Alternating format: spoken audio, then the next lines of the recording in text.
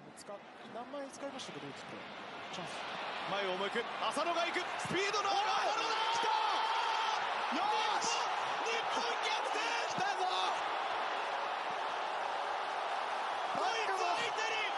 ドイツ相手に日本が逆転。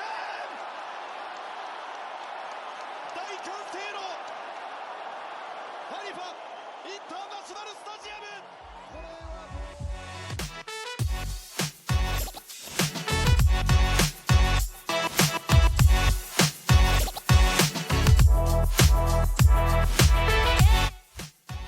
Hello and welcome back to the Football Talent Show. I'm joined by Jacek Kulig, as always, and alongside us today is a special guest. We're welcoming Ryo Nakagawara to the podcast. Ryo, how are we doing?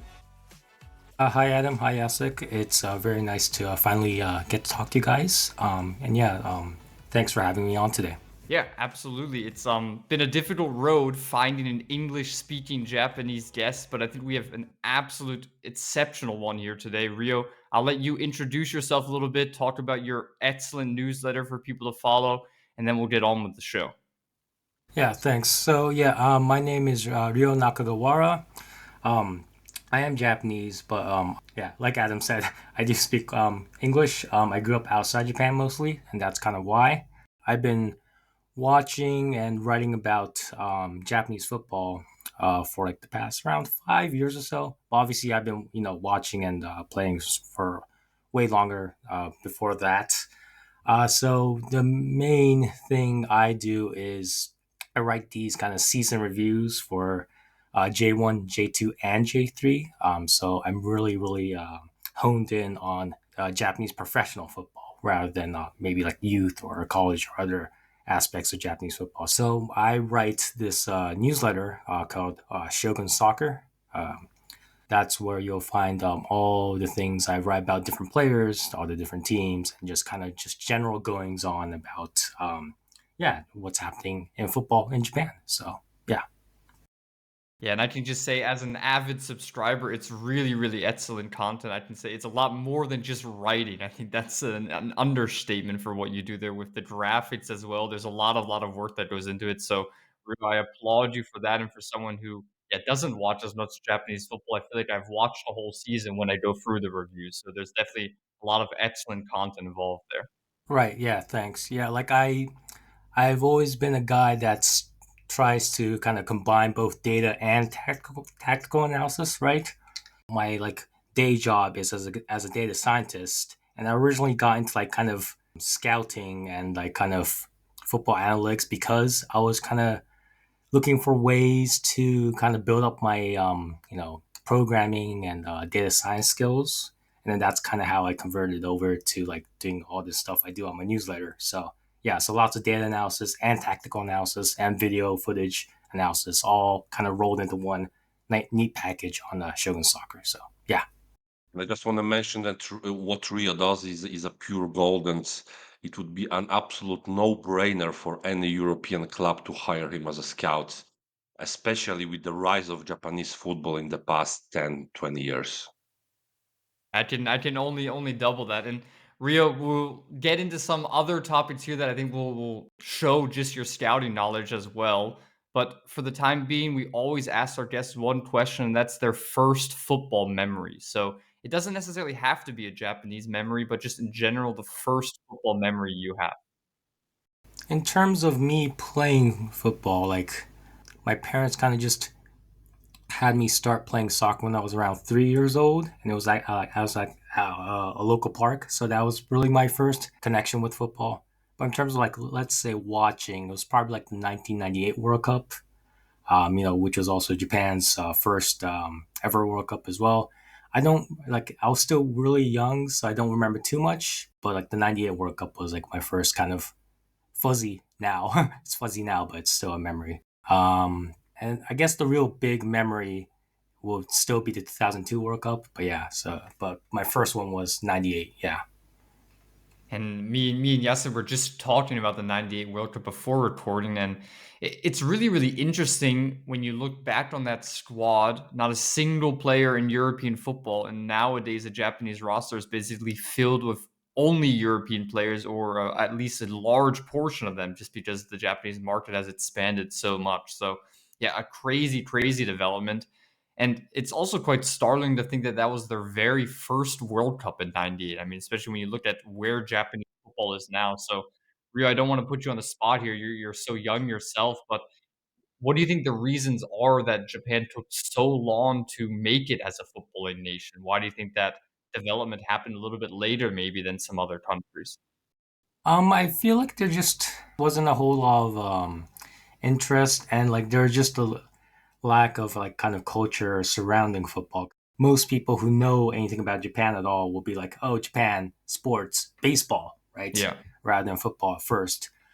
So like baseball was very dominant, but even before the J League was formed, like Japanese football had some high moments. We tend to think nowadays about Japanese football as only starting from J League forming in the '90s, but there's like a whole other kind of mysterious, kind of foggy history of Japanese football from before that. Yeah, I think we'll talk about it a lot for this episode, especially with my American background. But the foggy pre '94 history, I mean, it's so similar to what was in the United States as well. You know, the boom in United States soccer also came with the '94 World Cup on home soil, and then the MLS starting right around that same time. So yeah, there's quite a few parallels, I think, in the developments of Japanese and American football. But Jacek, your first memory of Japanese football as well. What do you remember from your childhood when it comes to Japanese football? Okay, so we mentioned that World Cup in 1998, and like three names are very significant. So Hidetoshi Nakata, Shinji Ono, and Yoshikatsu Kawaguchi, the legendary goalkeeper. Also Wagner Lopez, so a Brazilian who was naturalized to play for Japan, and also a legend in Japan. But yeah, the first name, Hidetoshi Nakata, he was my guy. I still remember reading newspapers about the craziness that was happening in Perugia, and the crazy president of Perugia who was bringing, yeah, he brought Nakata, he brought Ah Fan, he brought Razei, so the Iranian player, he had a Chinese player, he even had Al Sadi Gaddafi, so the son of Muammar Gaddafi, so and even once they had the tallest player in Serie A, so Željko Kalac, and the smallest one, so Fabrizio Micoli. But yeah, coming back to Nakata, he was a brilliant player, and I still remember these pictures of Japanese tourists going to Italy just to make a picture of Nakata playing in Serie A, and it's crazy to think nowadays because right now you have Japanese players all over the place, and back then Japanese player was so exotic.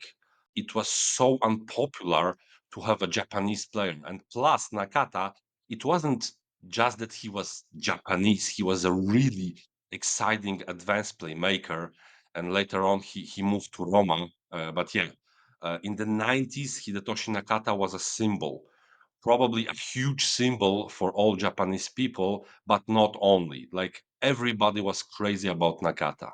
And then, of course, the bomb for Japanese players started, and Shinji Ono, there was Junichi Inamoto. I remember I really liked the Japanese striker for Sampdoria, Yanagisawa.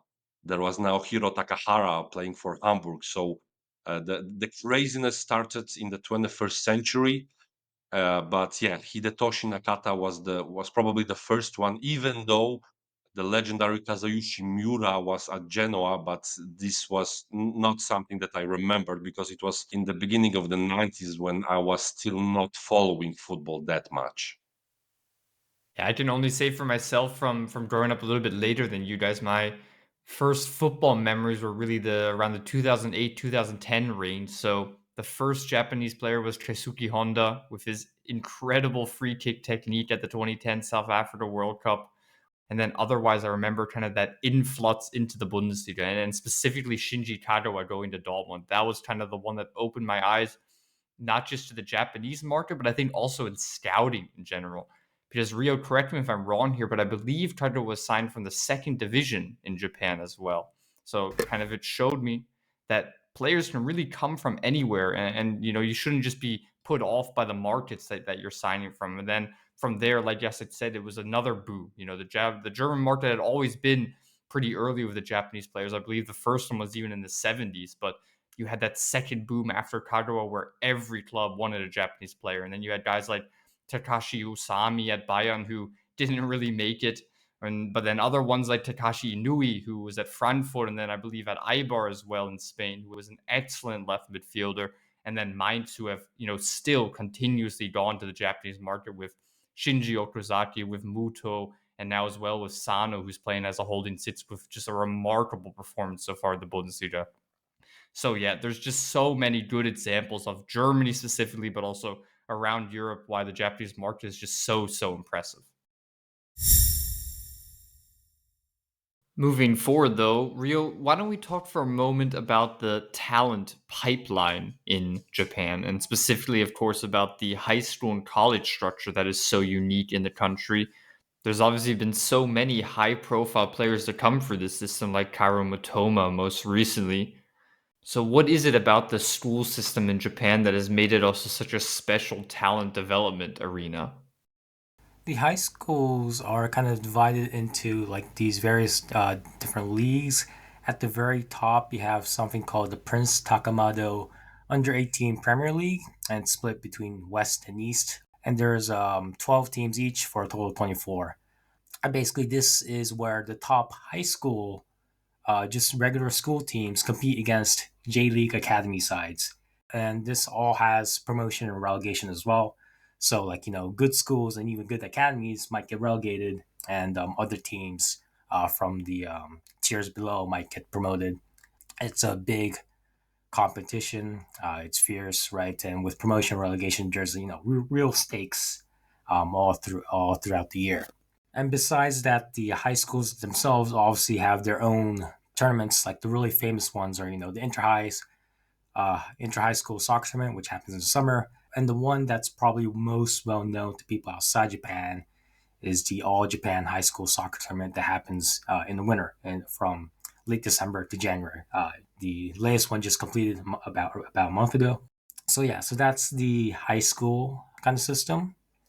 The top high schools are able to compete against J League Academy teams, and like each of these high schools, have like multiple teams within them, like A, B, C, D, and like they all play against each other, and like there's lots of fierce competition. And then occasionally they'll go into tournaments against foreign clubs or even foreign youth national teams as well. And they also play like friendly games against like the Japan youth national side as well, right? And one aspect that's really interesting that I didn't know is how intertwined the J League and high school systems are. Because if you compare it to, like I said, for example, the United States, where I'm from, you have these high school programs, you have these MLS academies, but they're separate institutions, right? There's not a lot of overlap in where they play against each other. So one question that springs to mind from there is basically, what motivates a player to go the high school path, or what motivates a player to go to the J League path? What is a better situation for a player to develop into that professional pathway? This is kind of a hard question because it really depends on the individuals and their preferences, right?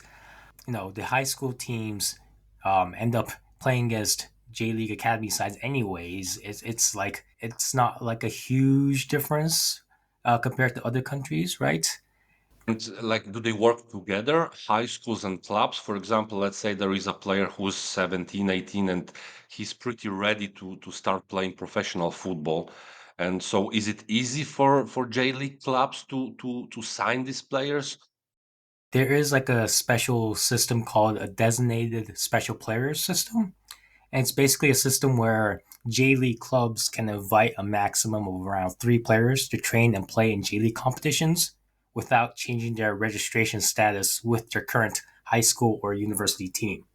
This is supposed to give these kind of non-professional or like not yet professional players an opportunity to play or train at a higher level. And, it also gives the clubs themselves time to assess these players in their own environment. And, they can also use this time to kind of like entice players to eventually sign a professional contract with the club later on, etc. Yeah.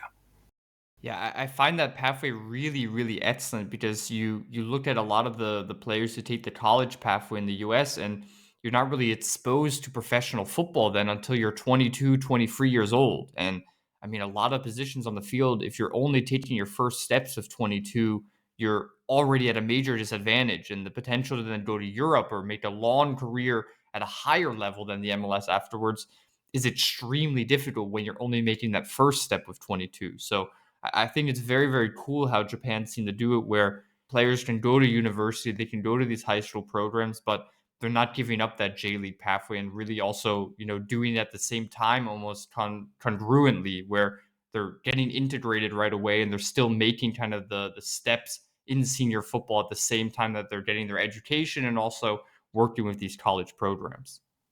Yeah, it's I'm not sure how confident I can say that it's unique across the entire world because I don't know every single country, right?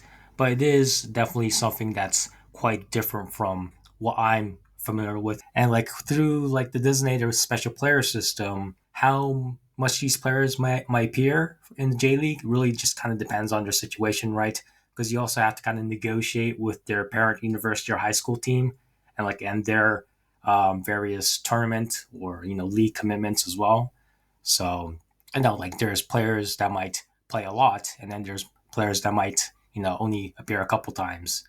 Like one recent example is a player called Hayato Inamura, who is a player for Toyo University, but for the past year, the last season, 2024 season, he was a designated special player for Albirex Niigata in J1.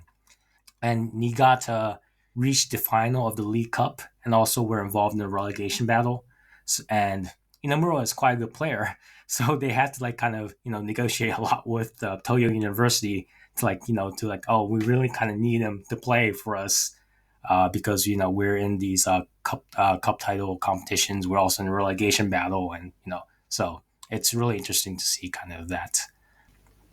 And I really like what you said about these high schools being on the level of some J League academies. It might sound really strange for Europeans who are used to a certain system. And even me, I watched the biggest high school tournament in Japan like 3 years ago. And I was expecting a level of the, let's say, the college level in the US, so not the highest level. And I was pretty shocked. The level was really high, and some of these players were really on a good level. My only problem was that I couldn't really find the names of these players, so it was really difficult to make a research. And okay, I like number 3 and number 11, and I couldn't find those names anywhere. But yeah, just to conclude, the level of high schools in Japan is, I would even say, shockingly good. And really, if you guys, our listeners, have a time to watch it, please do, and you will be surprised. It's not the level of high schools in Europe, for sure. Yeah, it's funny you mentioned the thing about trying to figure out who the players are because a lot of my friends who are more into high school and university level football are like they're constantly messaging me like how do I read the kanji of this specific player. So like yeah, it's definitely a huge problem for my acquaintances, my friends, people who are scouts that also contact me about specific players. Yeah, like it's yeah, the language barrier is one of the biggest problems I feel when it comes to scouting in Japan or even just kind of getting into contact with these players, especially if they're high schoolers or university players, right? They're still young. They might not even have agents, right? Most of them don't.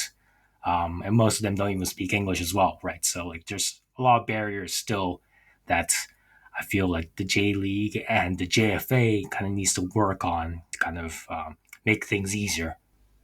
Yeah, we'll definitely touch on that in a little bit later in the show because it's such an interesting topic. But before we kind of close the development pipeline category here, the one thing I find so interesting is just the unique characteristics of a Japanese footballer. There's always such a high technical education that you see throughout Japanese players, a lot of two-footedness, a lot of real ability in tight spaces. So Rio, can we maybe touch on that a little bit and some of your thoughts on what has made Japan such a unique talent developer, where you kind of have this true identity amongst all players that come out of the country. Like, I'm not really like a historian on Japanese football development, but from like what I know, Japanese football has huge like influences from like places like Brazil, right? And that's why there's so many Brazilian coaches, players that have been involved in Japanese football for the past 40 or so years. That relationship with Brazil also comes with technical quality, and that technical quality is really emphasized all throughout. From even when you first start kicking a ball, you're really exposed to doing exercises with the ball instead of without, right? And I think that really seeps through at every single level of the game, and that's really encouraged by the JFA through their coaching and training programs. So yeah. Even in the legendary Tsubasa Ozora, the coach of Tsubasa Ozora was Roberto Hongo, so he was half Brazilian, half Japanese, and it also shows how much influence Brazil had on Japanese football. And yeah, like I don't know if you watch this anime. Personally, I'm a huge fan, but yeah, you can see that Brazil was seen as the perfection in football in this series for Japanese people. I haven't watched that much Captain Tsubasa. I feel like it's a slightly different generation from me, but nevertheless, like it's obviously like a very clear, huge influence, not just on Japanese people, but like a lot of footballers in South America and Spain. They've watched Captain Tsubasa as well. Like Iniesta, when he was at Vissel Kobe, he talked about watching Captain Tsubasa as a kid a lot, and how that influenced his love for Japan. That's even part of the reason why he even came to Japan in the first place, to play for Vissel Kobe, right? So like um, yeah, like Captain Tsubasa has been a huge influence on and off the field. Yeah, and Rio, it's also interesting when we looked at, okay, you have the technical flair and a lot of the footballing attributes that come from this Brazilian influence, but then also pairing that with the Japanese culture as well is what creates these very unique players a lot of the time. Because I think you, correct me if I'm wrong here, but I think you have these really high technically proficient individuals, but they also then have kind of the Japanese influence where they work very well in teams. They're very good in systems. They can find their place in team environments. They're not really these individuals with huge egos that will derail a locker room. And that's made them just so important for a lot of European clubs, right? You know what you're going to get a lot of the time from Japanese players versus, a Brazilian brings along with that technical flair a lot of, yeah, let's say ups and downs and some characteristics from a mental side that can make their adaptation a little bit more difficult. So yeah, touch on kind of how the Japanese culture maybe has also influenced that inroad into the European football. So much of kind of football in every country is kind of like just a mirror of you know the kind of characteristics of the people, right? And so like the stuff kind of you touched on about group harmony, humbleness, and all that kind of sometimes it might go into kind of stereotypes, I guess, but nevertheless it is kind of a truth that all these kind of social cultural aspects of the people are reflected in the kind of football that they play and the kind of footballers that the country develops, right? So yeah.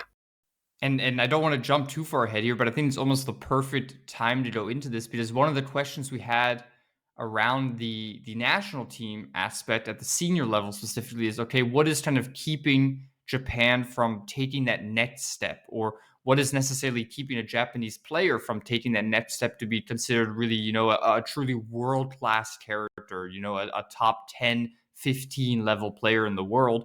And I think kind of the group harmony aspect is important there because I still struggle to see that individualism of a Japanese player, taking the ball and really taking initiative in important moments. Or I don't necessarily always have the sensation that a Japanese player will be willing to go against a tactical construct and take initiative on their own self and decide to take that personal responsibility over a game, even if it's potentially to the detriment of the team or what the coach said. Like I look at guys like Takefusa Kubo, He's a great example of that, a brilliant footballer, but still quite inconsistent in a lot of these aspects, and doesn't always have that game-winning mentality, I think, to purely decide matches on his own. So would you consider that a major aspect that is still keeping Japan from taking that next step to become a true competitor against the top sides in the world on a regular basis? Or is there maybe some other aspects that we're not talking about here that you think are more to do with that? In the first place, I think the main thing is we do definitely have very good players, and the world has kind of realized that. But then again, we're still not quite good enough at producing the elite level of players, right? Probably the closest player in the past was, someone like Shinji Kagawa, obviously. And right now it will be Kaoru Mitoma and Takefusa Kubo. But in general, I think what's really keeping Japan from like taking the next step for like World Cups and other um, kind of compete for like the big titles is regular starting players in and not just the big five leagues, but like for teams that are fighting for the title or competing in the latter stages of Champions League, right? And doing that regularly. Because I feel like while we do have players playing in the big five leagues, we don't have enough that are really fighting at the top end of the table in these big five leagues. And I think that's the main difference. And that's why, I think a lot of people say Japanese players have a poor mentality. They kind of play within themselves and all that kind of stuff. And like, I think what I've said is a big part of that. About mentality, I think Japanese players are slightly too humble. Like Takefusa Kubo has all the skills needed to be a star in an absolute top club. But in nowadays in football, you really need to fight with your elbows. You need to be a little bit cocky to make it to the top. And this is what Japanese players might lack a little bit. But this is also the strength of Japanese football. When a European club signs a player from Japan, they know that he will not go under a certain level. Maybe he will not be exceptional world star, but he will be at least extremely solid. And even if you look at all these lists of players, big talents who flopped in the past decade, you don't see Japanese players. They just do not flop. Maybe they do not become exceptional and not as good as expected when they were teenagers, but they still make it to a decent level, at least a decent level. Yeah, yes, and also Rio, I think you're absolutely on the right path there. I think for me, Japan is a pure high volume of solid player producing. So you did a lot of players making it into Europe's top five leagues who are having decent careers at that level, but you're not necessarily seeing those absolute game changers that often. Of course, Takefusa Kubo and Mitoma are game changers, but to the extent that Japan is producing in these top leagues, there's just not that many of them. And then I compare it to a much more individualistic football culture like Georgia, for example, and then you have guys like Tvicha Kvaratskhelia, for example, or even Mikao Tadse now at Lyon as well. These are true individualistic footballers that have more of this individual game-changing roots. And okay, you don't see as many high-level players than making it to these Western leagues, and of course, population's a factor. Right? There's so many other factors we're not touching on here, but it's very, very interesting to kind of consider how individualistic countries and more group oriented countries, how their volume of players and types of players differ. And I think Japan's a great example of high volume production, but not necessarily absolute top level game changers yet. I think that'll change in the future, also just with the quality being produced out of Japan. But I think it's less so a technical aspect and more so that mentality aspect that I think Yasid, you also touched on a lot. And this high volume producing deserves a lot of respect. And really, I think that many European countries with much more richer football culture should be ashamed to see what Japan is doing right now. And they are not able to do even 50% of that. And I include my country here as well. And Rio, don't you think that Japan needs a game changer? So maybe this famous Tsubasa Ozora who will make it to the top and will show other Japanese players that there is a pathway to make it to the absolute top. Yeah, definitely. I think the first player that becomes that kind of superstar level, right? For any club in the top of Europe will definitely be kind of like the leading light to follow for future generations. So we're kind of just waiting while we produce, like Adam said, consistently solid top five European League kind of talent, but not necessarily superstar talent. Yeah, and it's something we touched on with Uruguay as well. It's so much harder to produce solid, consistent players for the European pathway than to have that one or two exceptional players that come out of nowhere, right? Any country can somehow produce something like that, but having that steady pathway from clubs all across the country who are doing their part in that development is a much better testament to high quality talent development. And that's, I think, what we're seeing in Japan, what we're seeing in Uruguay as well, who we did an episode on a few weeks ago. So yeah, an absolutely brilliant path, and I think that something that we'll be happy to continue to see all these Japanese players. I know myself as a avid Bundesliga watcher, there's always a new Japanese player every season in the first or second Bundesliga who comes out of nowhere for me and absolutely lights up the league. Yeah, the qualities of players that come out of Japan is always astounding to see. But Rio, let's pivot a little bit then to the professional leagues. So there's 3 professional leagues in Japan: the J League, the J2 League, and the J3 League. So let's start at the bottom then with the J3. Obviously, the third tier in Japan. People from the outside may say, "Oh God, what is this? Is this a Latvian first league level or Estonia or what can you even compare this to?" But I think as you'll tell us now, the Japanese third tier has quite a lot of talent actually hidden under the surface. Yeah, definitely. And like J3 has really professionalized over the past decade or so. So it only really started with around a dozen or so teams.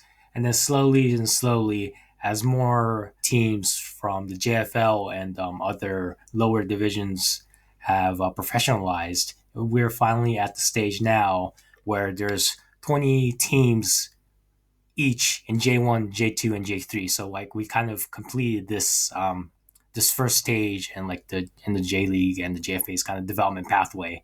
And so yeah, the J3 League also has promotion relegation from last year now. Whereas before, if a JFL club won the league and they also passed, a variety of criteria, and they had acknowledgement from the league that they can become a professional club, then they get added into J3. But now with 20 teams, that pipeline is now fully connected between J3 and JFL. So now like the third and fourth tiers and then everything below that is all connected from the top all the way to the bottom. So from J1 all the way to like your local kickabout league it's all connected now. So that's a really big milestone for Japanese football that we finally accomplished in 2024. Yeah, I would even say that yeah, the system without promotion or relegation is a ill system. It's not normal, and it shouldn't be happening. My question to Rio was: are there any reserve teams playing on a professional level, or like the J1 league teams have some satellite clubs in the third division? So I was gonna talk about this in a previous section about the kind of player pipeline, but no, there aren't any reserve teams or academy teams playing, in the J League kind of top to bottom system in the pyramid, right?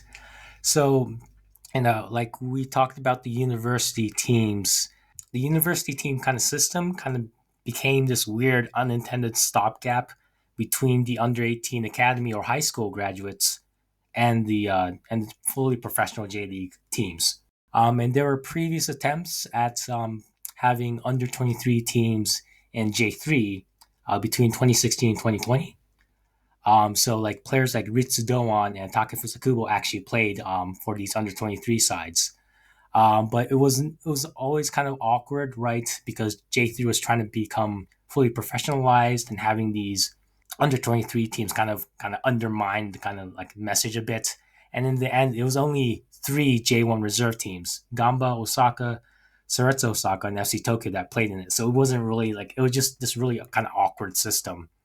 So there's always been this kind of issue about this gap between the under 18 teams and the high school teams, and how do we bridge the gap to the first team, right?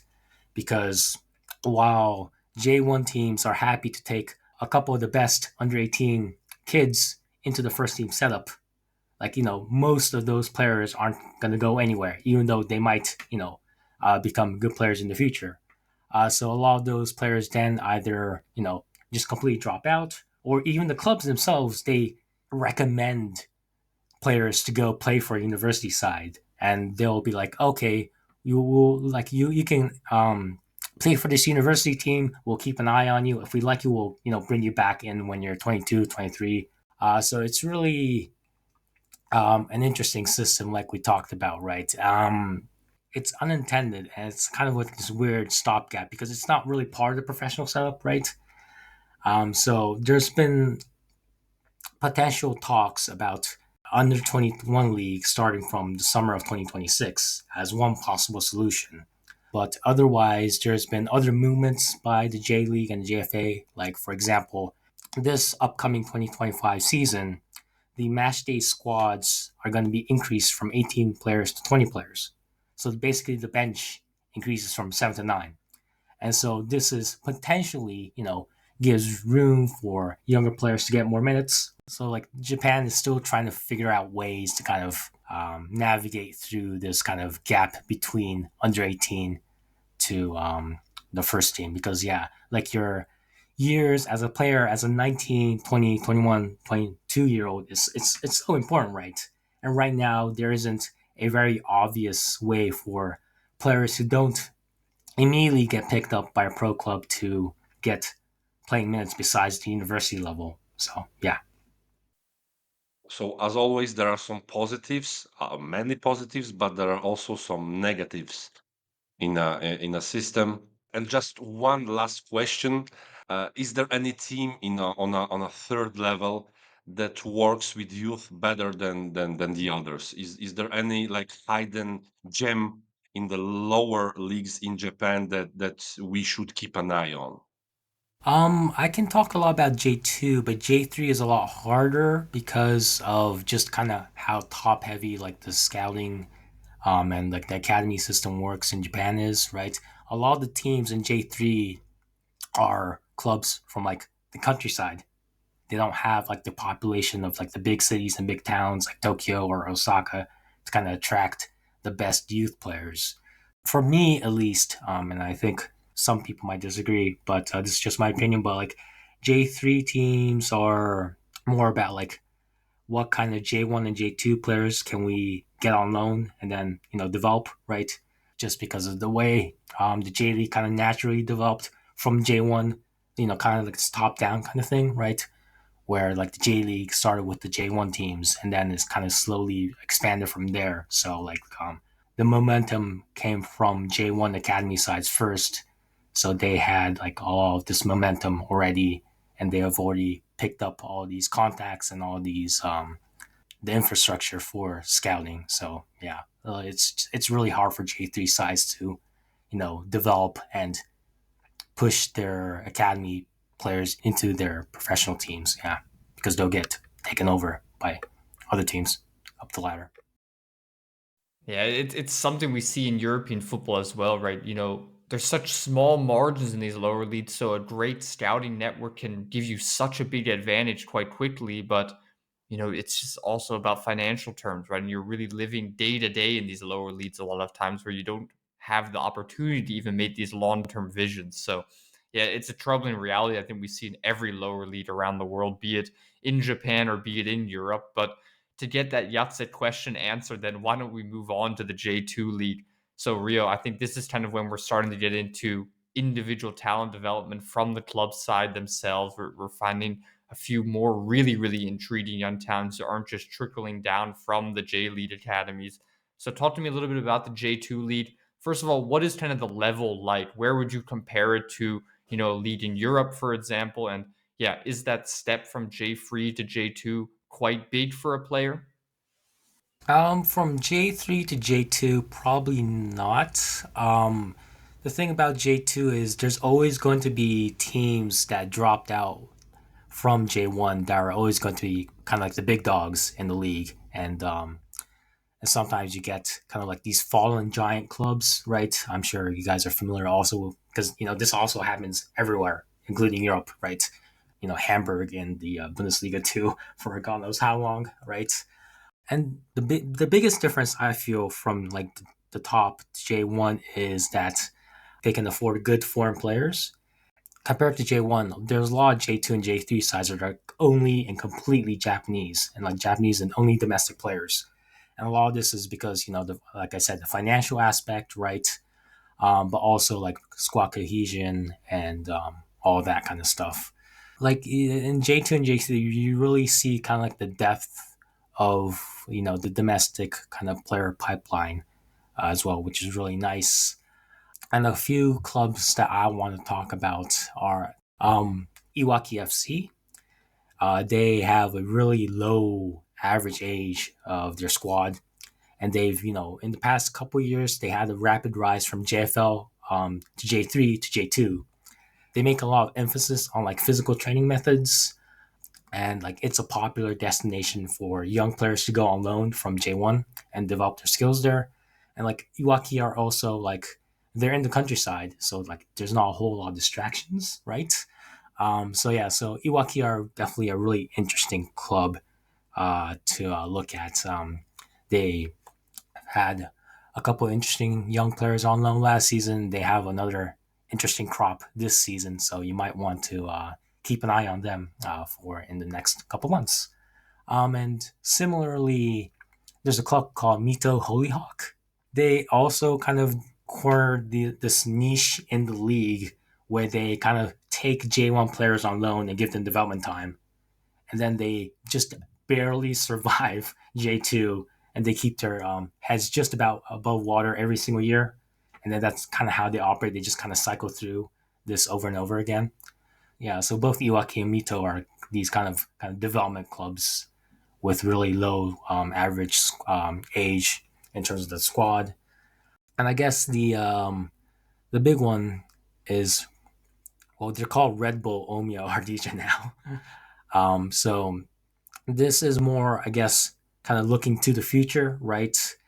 With the arrival of Red Bull and like their entire kind of scouting and network effects, their use of data in their analytics and scouting, I think it will be like a really good wake up call to a lot of J League teams, because I feel like a lot of coaches, administrators, and staff are like very old fashioned in their approach to club operations. And I feel like whatever things you might have to say about Red Bull, like, they're really good at kind of mixing stuff up. It'll be really interesting to see how they impact Japanese football at all different levels. So yeah. Yeah, and you mentioned, of course, the last one, Omiya Ardija, now Red Bull Omiya Ardija. Quite a big club, actually. I remember watching them even last season in the third division when they were there, for one specific player who we'll get to in a few minutes here when we talk about our individual talents. But, a really, really big fan base. So it's not like in Leipzig, for example, where they just take over a club and can shape it as it is. This is quite a historic Japanese club, which they've taken over with an already established fan base and, football culture. So what was the reaction also like within Japan with Red Bull coming in and, not just taking over an upstart club, but taking over a historic one with their own history and setting there? Right. So, obviously there was a lot of controversy. We can't really, shy away from that. We mentioned that, they were playing in J3 last season, but they used to be a J1 club.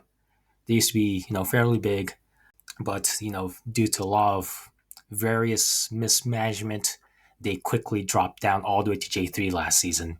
And kind of like realizing that they really messed up, right? They really turned over a new leaf. And then on top of that, they then, got bought out by Red Bull as well. So now, like, there's a lot of forward momentum going through the club.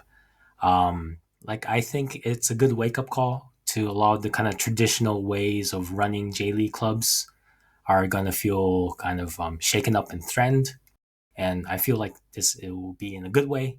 But also, like, this kind of Red Bull taking over and rebranding Omiya Ardija to more of like the Red Bull kind of brand and colors are it's definitely something that's controversial and has shaken up the fan bases, not just for the club itself, but for other teams, right? Because this is unprecedented, and it kind of opens the pathway for other foreign companies to also potentially take over J League clubs in the future, and that kind of gives people some pause and some nervousness, right? Because like the thing about the J League and all the clubs is it's so heavily rooted in the community, and like when big conglomerates buy these clubs, like a lot of that kind of changes, and that's the biggest worry for people, including me. For all the good that Red Bull might bring, there's also a lot of concerns as well. It's funny that you said that, yeah, it was a controversy and some people weren't very happy. I know some parts of Europe where there would be riots and the city would be on fire if Red Bull came there. From my point of view, I'm really intrigued by the fact that Red Bull came in Japan, and I will surely be following. I just hope that they won't put the model like they do in Europe, so bringing foreign players from everywhere. I just hope that they will concentrate on scouting players in Japan, because there is crazy amount of talent in the country. So I hope they won't go too far with their project. And yeah, it's surely one of the most interesting things to follow in Asian football for me in the next few years. Yeah, absolutely. I think, like Jacek said there as well, it feels like the last market Red Bull still had to venture into, and Japan is the perfect place to do it. So, from a football side, I'm absolutely on board. But, like Rio said as well, I don't think we should undermine the vibrant fan scene that a lot of these clubs in Japan have all throughout the divisions. It's a young league and it's a young football culture, but there is so much passion for the game already there. I mean, you just look around social media, or go on YouTube and type in some of kind of the stadiums in Japan, some of the fan scenes. There's really, really unique tifos and unique choreos and unique songs and chants. So it isn't a plastic fan culture. This is a really, really vibrant fan culture, and something that should be respected. And like I said, Omiya Ardea are very, very historic clubs. So yeah, it's also a little bit unprecedented in that sense that Red Bull is, going into a big, big club and not just trying to take something from small roots and grow it into something big in a market. They're going in with quite a big hit right away. But Rio, let's move on then to the J League, our final league. I imagine the one that listeners will know the most about, of course. So yeah, let's start with the level of the J League itself. Where would you compare it in kind of a world football sense? Yeah, so this is a topic that comes up quite often, as you can imagine. Some very civil arguments, but also some very noisy ones as well, especially on the internet, on Twitter and etc. But yeah, like for me, definitely with the recent influx of Japanese players across Europe, it's clear that the J League is at least of some level close to, not certainly not the top five leagues, but like the kind of level outside of those leagues, right? So close to like Belgium or Scotland or or Austria, Switzerland, that kind of level, I guess. But it's always kind of difficult for me to kind of gauge the level, right? Because a lot of the kind of non-top five European leagues, there's always like two or three clubs that are like consistent Champions League or Europa League qualifying clubs that are very big, and then the rest of the league might not nearly be as good. So it's always hard for me to go like, oh, the J League is exactly like this league, because the kind of top to bottom like comparisons aren't really comparable. And in that sense, do you think there are fewer kind of discrepancies between your top clubs in the J League and the bottom clubs? So do you think there is more of a competitive balance then? Like you mentioned, and Austria is a great example, right? There's some very, very interesting clubs at the top of the table, but then when you go further down, or even in the Eredivisie as well, the drop off is quite dramatic. So do you not get that sense in Japan? The terms like my friends and I use is Chaos Energy J League because it's like the Wild Wild West. Like teams that are at the top of the league might lose to like a team struggling in the relegation zone one week, and then they might beat their league title rival the next week, right? So it can be really wild and inconsistent at times. I don't think there's nearly as much the kind of like huge gap between the top couple of teams in certain countries' leagues that we see in Europe compared to Japan. Definitely, kind of going back to how the J League compares to Europe. I'm sure listeners and both you, Adam and Jacek, know about scouted football. So they actually used skill corner data to compare the J League and other Asian leagues to the top five European leagues, right? What they found was how the J League ranks highly versus other Asian leagues in terms of sprints, high speed running, accelerations, all these kind of physical metrics. And they also mentioned how like J League is very similar to the top five European leagues.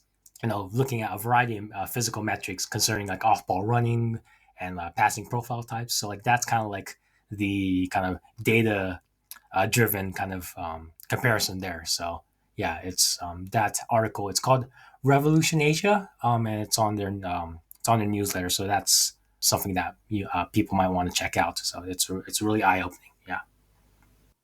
I really love what you said about the general level of the league and that there is no huge gap. Like, yeah, we mentioned Austria, but I will mention like Scotland also, and this is actually a strength. And in my opinion, like all these leagues, European leagues with two, three huge clubs, they suffer from the lack of competition, and they do not really need to make a step forward because they will still be dominating in the league. So I really love that in Japan the gap between the first and last place is not as huge as in many European top leagues.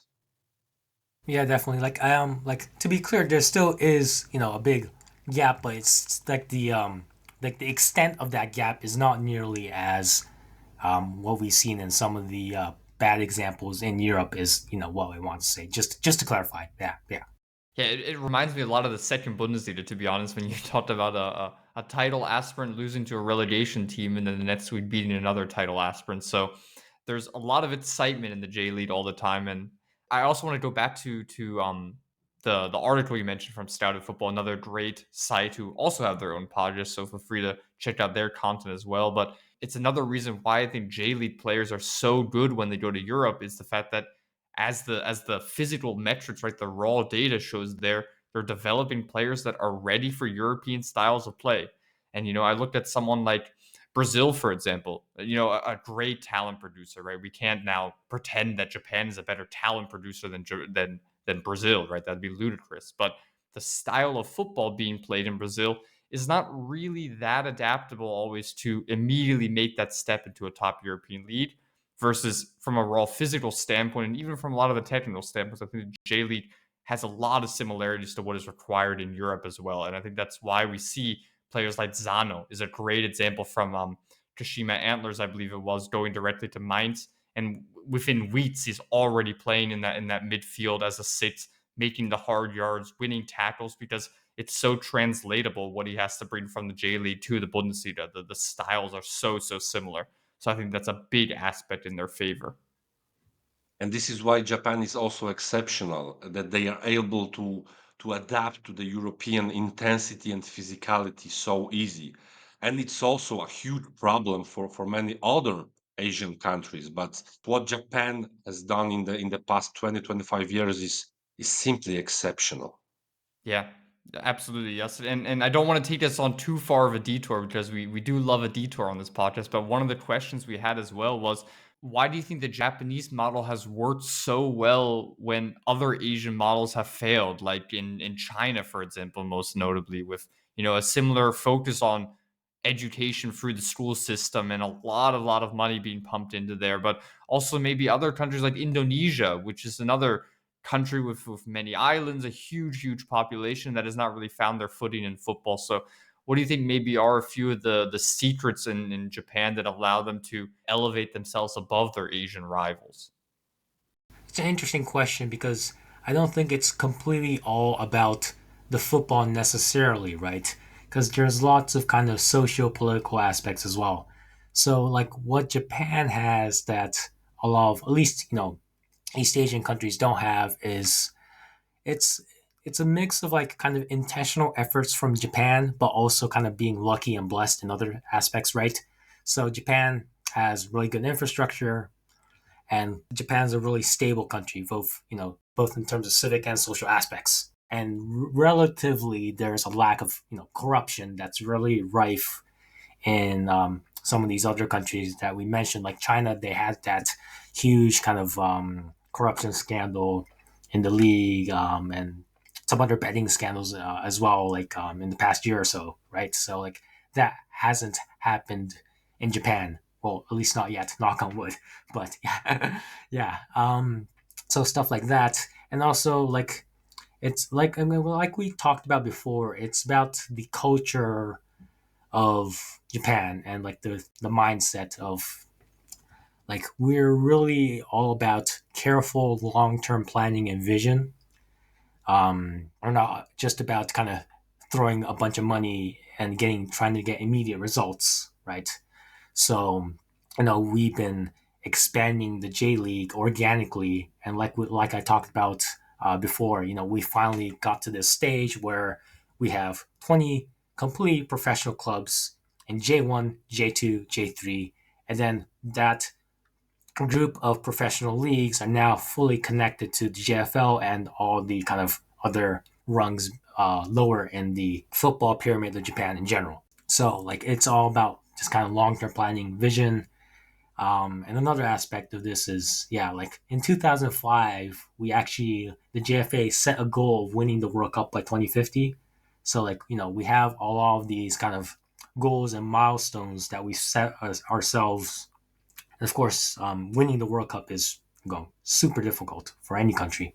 But the fact of the matter is that we've set these goals and we have aspirations.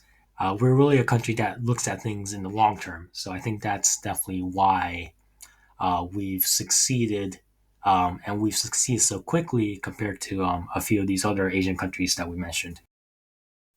And that's why I love and respect Japanese football so much. As I mentioned, in the 90s, Japanese footballers were a curiosity in Europe. Right now, it's a completely normal thing to go into a league and see plenty of Japanese players. So, yeah, as you said, step by step.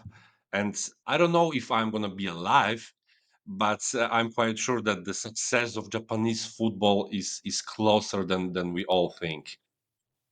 Yeah, and let's not fool ourselves. I mean, they're not far off. They beat Germany at the World Cup. They went toe to toe against Spain as well. So you always need a bit of luck also to win a World Cup. Like, I mean, international tournaments specifically, you need good form. You need to not have injuries. You need to have luck go your way. You need to have individual mistakes be reduced. So there's so many other factors than just how you're producing talent. But yeah, Japan is on a good path, and I think, Jacek, that was one of our better detours that we've done on this podcast. But moving back to the J League now, we asked you about the J2 as well, the major kind of talent producers or clubs that our fans who love young talent should watch. So when we're talking about the J League, what are kind of the most interesting clubs to spot young players or just to follow in general for the Japanese market?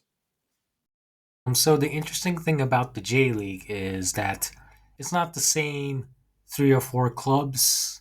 They're like always producing the talent, especially the ones that move to Europe. It's far more spread out. But nevertheless, there are certain clubs that like are really focused on youth development for a variety of reasons. Some are just because they don't have money to buy good players, so they kind of have to do it themselves. For example, but yeah, like when you look around at the list of Japanese players who have moved to Europe in recent years, you can tell that it's never concentrated on a handful of clubs. It's from all over, and that kind of speaks to what I talked about just before about how the kind of the parity of the J League and how a lot of clubs can go toe to toe with each other on any given day, and that's because all these players are so spread out across the league. So like you have this huge, deep pool of Japanese domestic players that came through the various pipelines that we discussed before, and that's again a real strength of the J League as well, right? Because I see so many European teams with like barely any domestic players, and I feel like that's a shame, right? Because at least in Japan, like so much of these teams rely on local support, and I don't think these teams will get as much if the ratio was as lopsided as 80 to 20 foreigners to locals, like I see in some other countries. And ultimately, like these clubs are an expression of Japanese football, so it wouldn't really make sense for Japanese players to be in the minority. But anyway, I was kind of going off topic a bit there, but so going back to the clubs themselves that produce prospects, um, since J1 is kind of my jam, like I can talk about every single club, but we'll be here forever. So there's two clubs in particular that I want to highlight. One is Shonan Bellmare. They're a club that are always hanging around the relegation zone, but are just always just about surviving. And they are a team that are really good at scouting, both from their under 18 squad, but also from university level players, right? And like they are a club that constantly gives young players a clear kind of developmental path to become J1 level players. And then they either get picked up by the bigger J League teams or sometimes they even go abroad. Like the best example will be Satoshi Tanaka, right? Unfortunately, he came back because his time in Belgium was unsuccessful. But I feel like he's still young enough that he can go back to Europe. But like there's tons of these players. If you scroll through like the squad list of Shonan Bellmare, you see tons of really good young talent. Yeah, so like that's one club that I think anyone who wants to scout the J League should definitely be keeping an eye on. Pretty much every single year, there's always an interesting player that's popping out from there. So yeah, that's one team.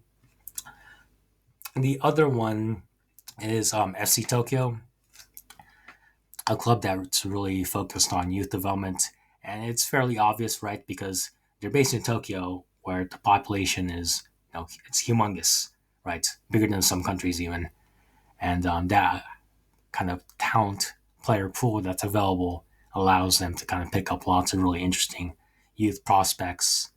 And like they are also a team that's kind of really is good at integrating them into the first team as well. So those are the two teams I will highlight. And yeah. I really like what you mentioned, Rio, about the number of really good youth systems in Japan. Of course, there are some exceptional ones, but it's really a big strength of a country to have like many good youth systems. And I think France is the best example. In France, even teams in Championnat National, so the third division, they have extremely solid youth academies, and it's a huge strength of French football. You just go to Ligue 2 and you see all these youth products being players with a top five league level potential without any doubts. So it's extremely important as well. And what you mentioned about foreigners, well, I have the transfer mark data, and it tells me that right now the number of players from abroad in the J League is 14%.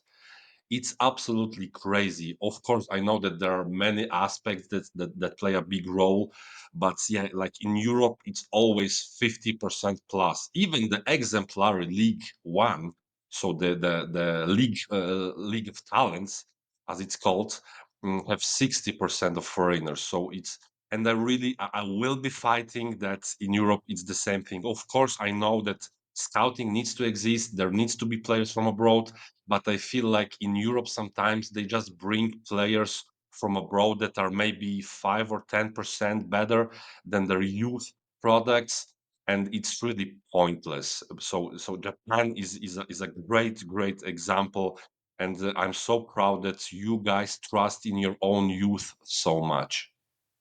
Yeah, I forget the exact quote that Rio said there, but it was brilliant along the lines of the players in the squad should be a representation of the clubs or the cities that they're from. And Yasir, I know that speaks to your heart so much. You're always someone who, like the youth academy, you should feel pride in seeing your youth academy players on the pitch. It should feel like something more than just another mercenary from abroad.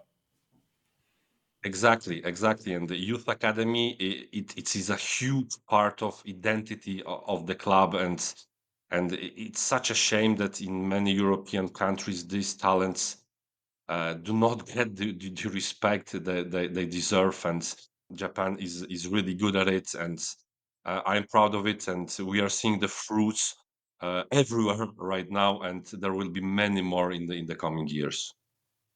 Yeah, and just the final point then on the J League before we move on to our next topic here. There are of course some foreign players that do go to the J League. Historically, also quite a few big names as well. So Rio, when it comes to foreign recruitment, what are kind of the major markets that a lot of J League clubs like to look into? When it comes to foreign recruits, it's mainly Brazilians. Like it's just huge quantities of Brazilians from Serie A, Serie B, Serie C, even sometimes. And because like it's such a huge quantity, the results can be very mixed sometimes. But nevertheless, it's been a relatively successful pipeline for J League clubs to grab players from. And a lot of this is through kind of agent and agency connections, and also kind of J League teams and staff having like that lack of inertia to explore other markets. Like I talked about earlier, how Japan and Brazil have like this kind of special relationship, and that also continues here through the amount of Brazilians that J League teams import, for good and for ill, I guess. Recently, some teams like Urawa Reds have been casting their net a bit wider towards Scandinavia and a few other non-top five European leagues, to mixed success as well. And I guess the other, so I talked about how Brazil is number one import. I think the second biggest is Koreans, and it's either buying directly from K League clubs, or occasionally some J League teams recruit from Korean high schools as well. And this is especially for goalkeepers. You guys will know that Korean goalkeepers are highly prized and well thought of, and it's also true in the J League. And like there's quite a few teams with Korean goalkeepers that are starting for those clubs as well. So Brazilians first, and then Koreans, and then a lot of other nationalities mixed in. Well, goalkeepers, a few days ago, we mentioned, and I said in our live stream that I'm really proud to see Japanese goalkeepers, but because it was always cliche, like, okay, Asian goalkeepers, they cannot exist in the European environment. Of course they can. And we have a great example in Zion Suzuki, and we have a great example in Belgium with Leo Kokubo, who was previously at Benfica. Just the final question on the J League when we talked about the foreign markets. Let's also talk a little bit about the demographics. So what are kind of the age range that these players are being signed from? Are there also young talents coming from Brazil, or in general, when the J League clubs look to go into these foreign markets, are they more so looking for established players that can really give them that added boost for on-field expectations? Right. So like the age range can depend, but mostly a lot of J League clubs are kind of looking to Brazilians as like the final piece of the puzzle.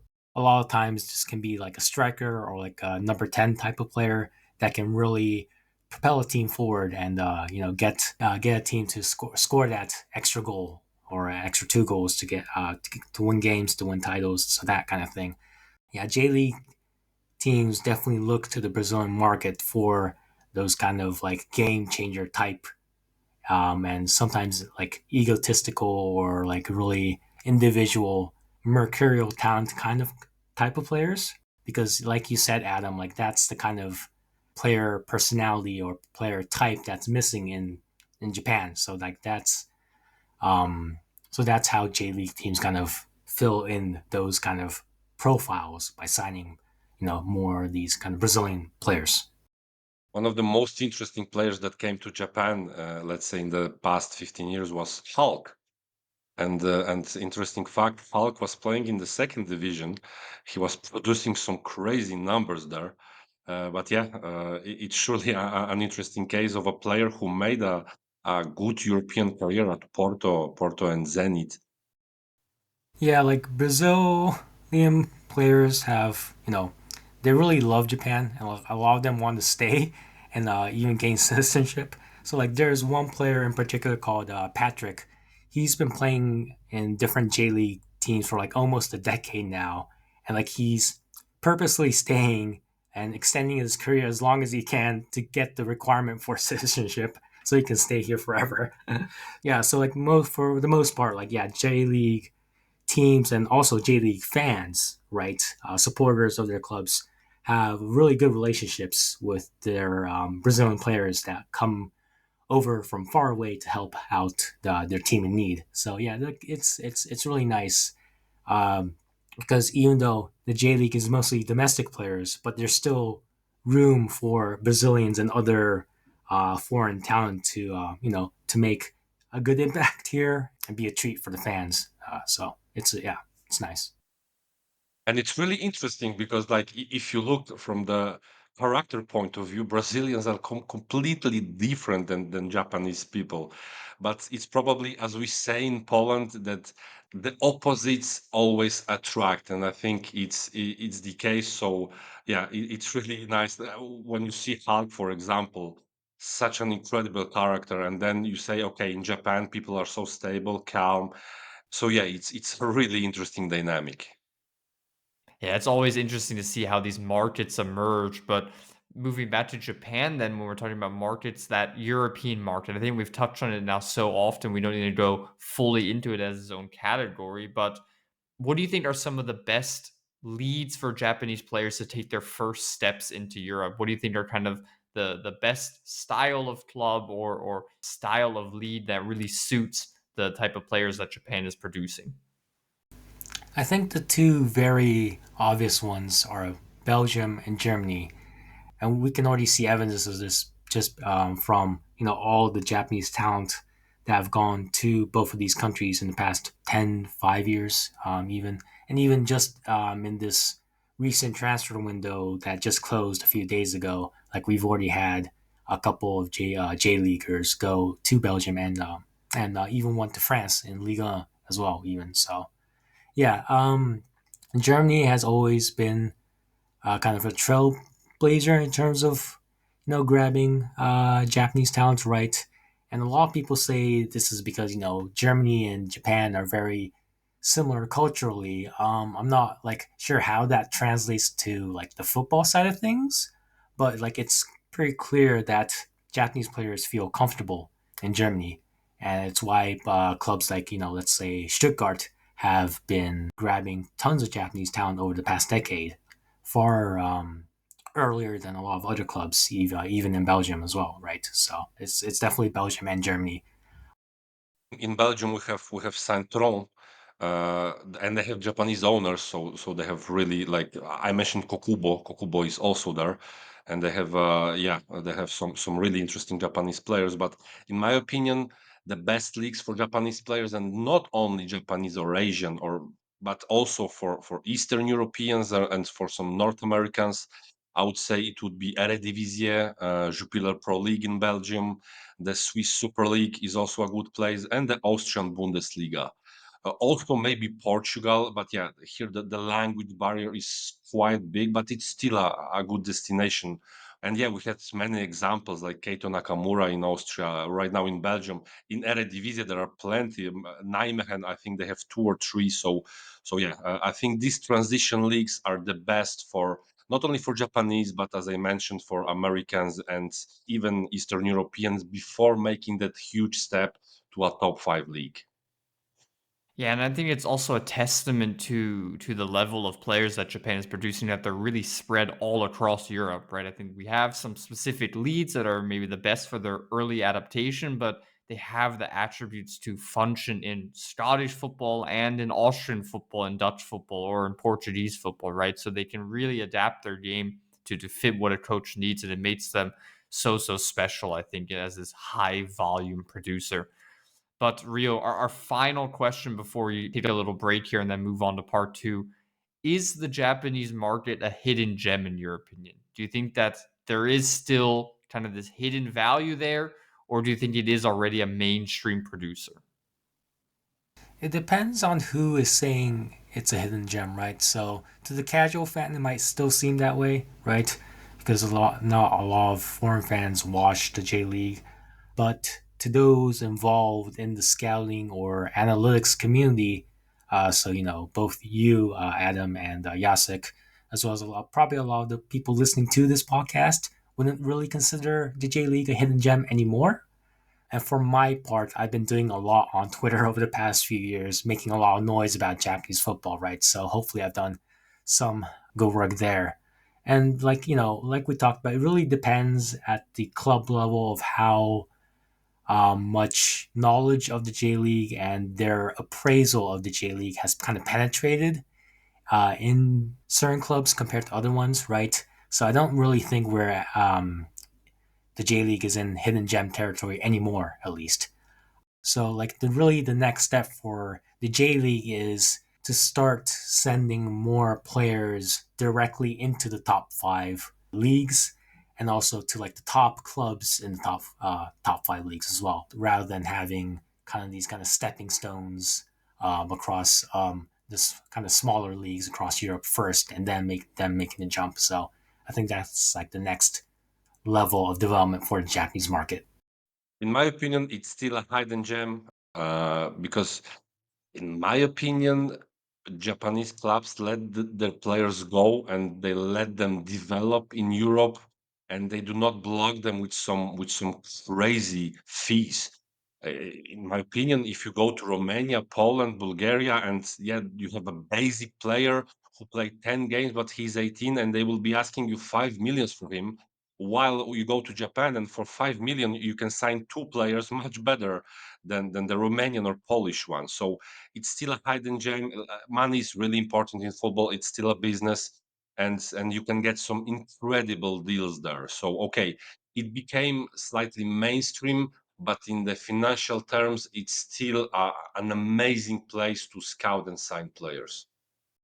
Right. So it's good that you mentioned that, Yasuk, because the smaller fees that Japanese clubs are letting these players go for has been a big talking point, a big controversial point, I might add, to a lot of fan bases, both the kind of domestic fan bases and also the kind of the foreigner fan bases for J League clubs that I talk to a lot here, right?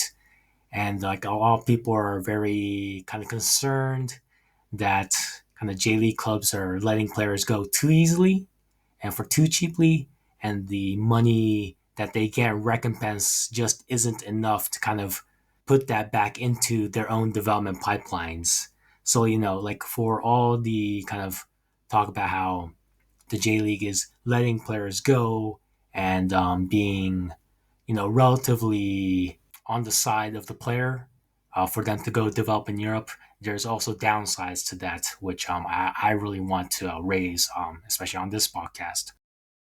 Definitely, and yeah, Japanese football is growing, and yeah, clubs should be rewarded for their work. So indeed, like Europeans, we are cruel. So okay, if we see an opportunity, we go for it. But it's very true that Japanese clubs should be rewarded much more for their incredible job. And I would even say that yeah, Japanese clubs should be slightly more greedy.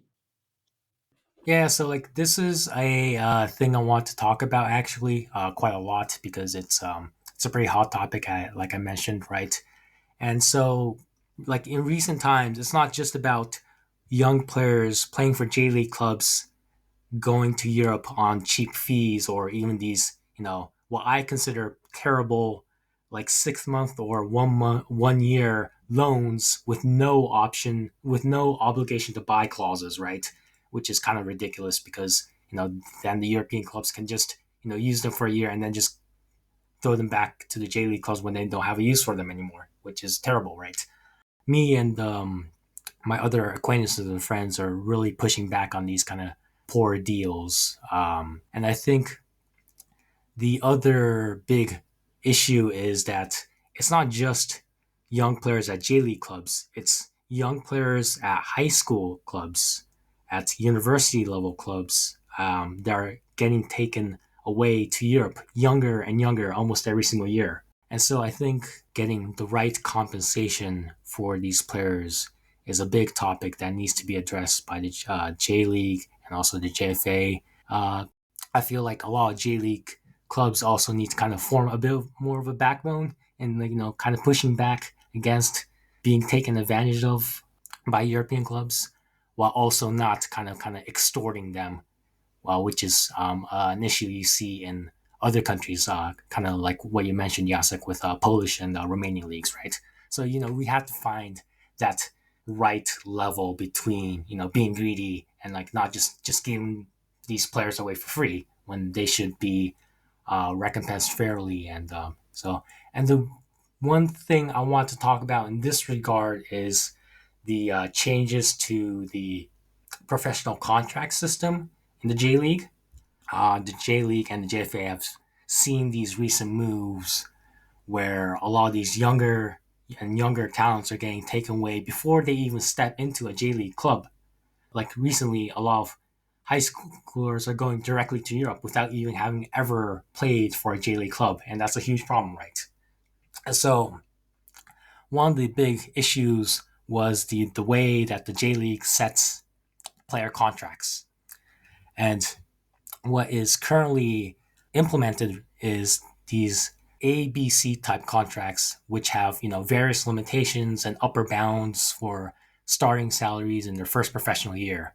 The starting salaries are really, really low, and that's probably one of the big reasons why a lot of these high schoolers or like these young J League players are immediately going to Europe because they're most likely getting paid a lot more, even as an under 23 player in like Young Genk in the Belgian second division or something like that, right? And so from 2026, the J League is completely changing and upending this archaic contract system, where now the kind of upper limit for starting professional salaries is 12 million yen, which is around 78,000 US dollars, 75,000 euros. And then like each team across J1, J2, and J3 must have at least 20 players on these professional type contracts, which is something that wasn't a thing before because professional contracts were mostly given out to J1. But as we talked about with the expansion of J2 and J3 and the growing need for professionalization, it all comes kind of ahead here where all clubs within the professional tier needs to have at least 20 players on professional contracts. And of course, these aren't all positives, right? Because like I talked about before, there are tons of J3 clubs that are very small in scope in terms of financials. And now with this new contract system, it's a big cost for these J3 clubs. But it's also kind of necessary to kind of elevate the professional standard of player contracts across the board equally so that the players feel that they're properly compensated and they might not nearly be as tempted to go to Europe so quickly. Because besides the financial aspect, we've seen issues where some Japanese players go to Europe too early in the development. And that's also been another controversy among avid J League watchers, right? Where they feel like they should develop and get proper game time in the J League for a few more years before they immediately go to Europe. So, like a lot of these different kind of things are happening where the J League and the JFA are kind of responding to some of these issues that have been arising with a lot of younger and younger Japanese players moving abroad so quickly. So, yeah. I'm really glad that we touched that topic. It's extremely important. So, yeah, only in Football Talent Show we show the positive side, extremely positive when it comes to Japanese football because the job that has been done there is amazing. But yeah, there is also this dark side And you are fully right. Sometimes in Europe we say, yeah, okay, they do not block players. It's such a fantastic place, but they do not do the voluntary one, like, and they need money, like, to run all these youth academies and clubs, and it's not like they have some infinity source of money out of nowhere. No, they need to be rewarded for their amazing work. And but it's also a Japanese problem. They need to ask more for their players. They need to add more future sell-on clauses. So yeah, let's hope that in the coming years it will change, at least a bit.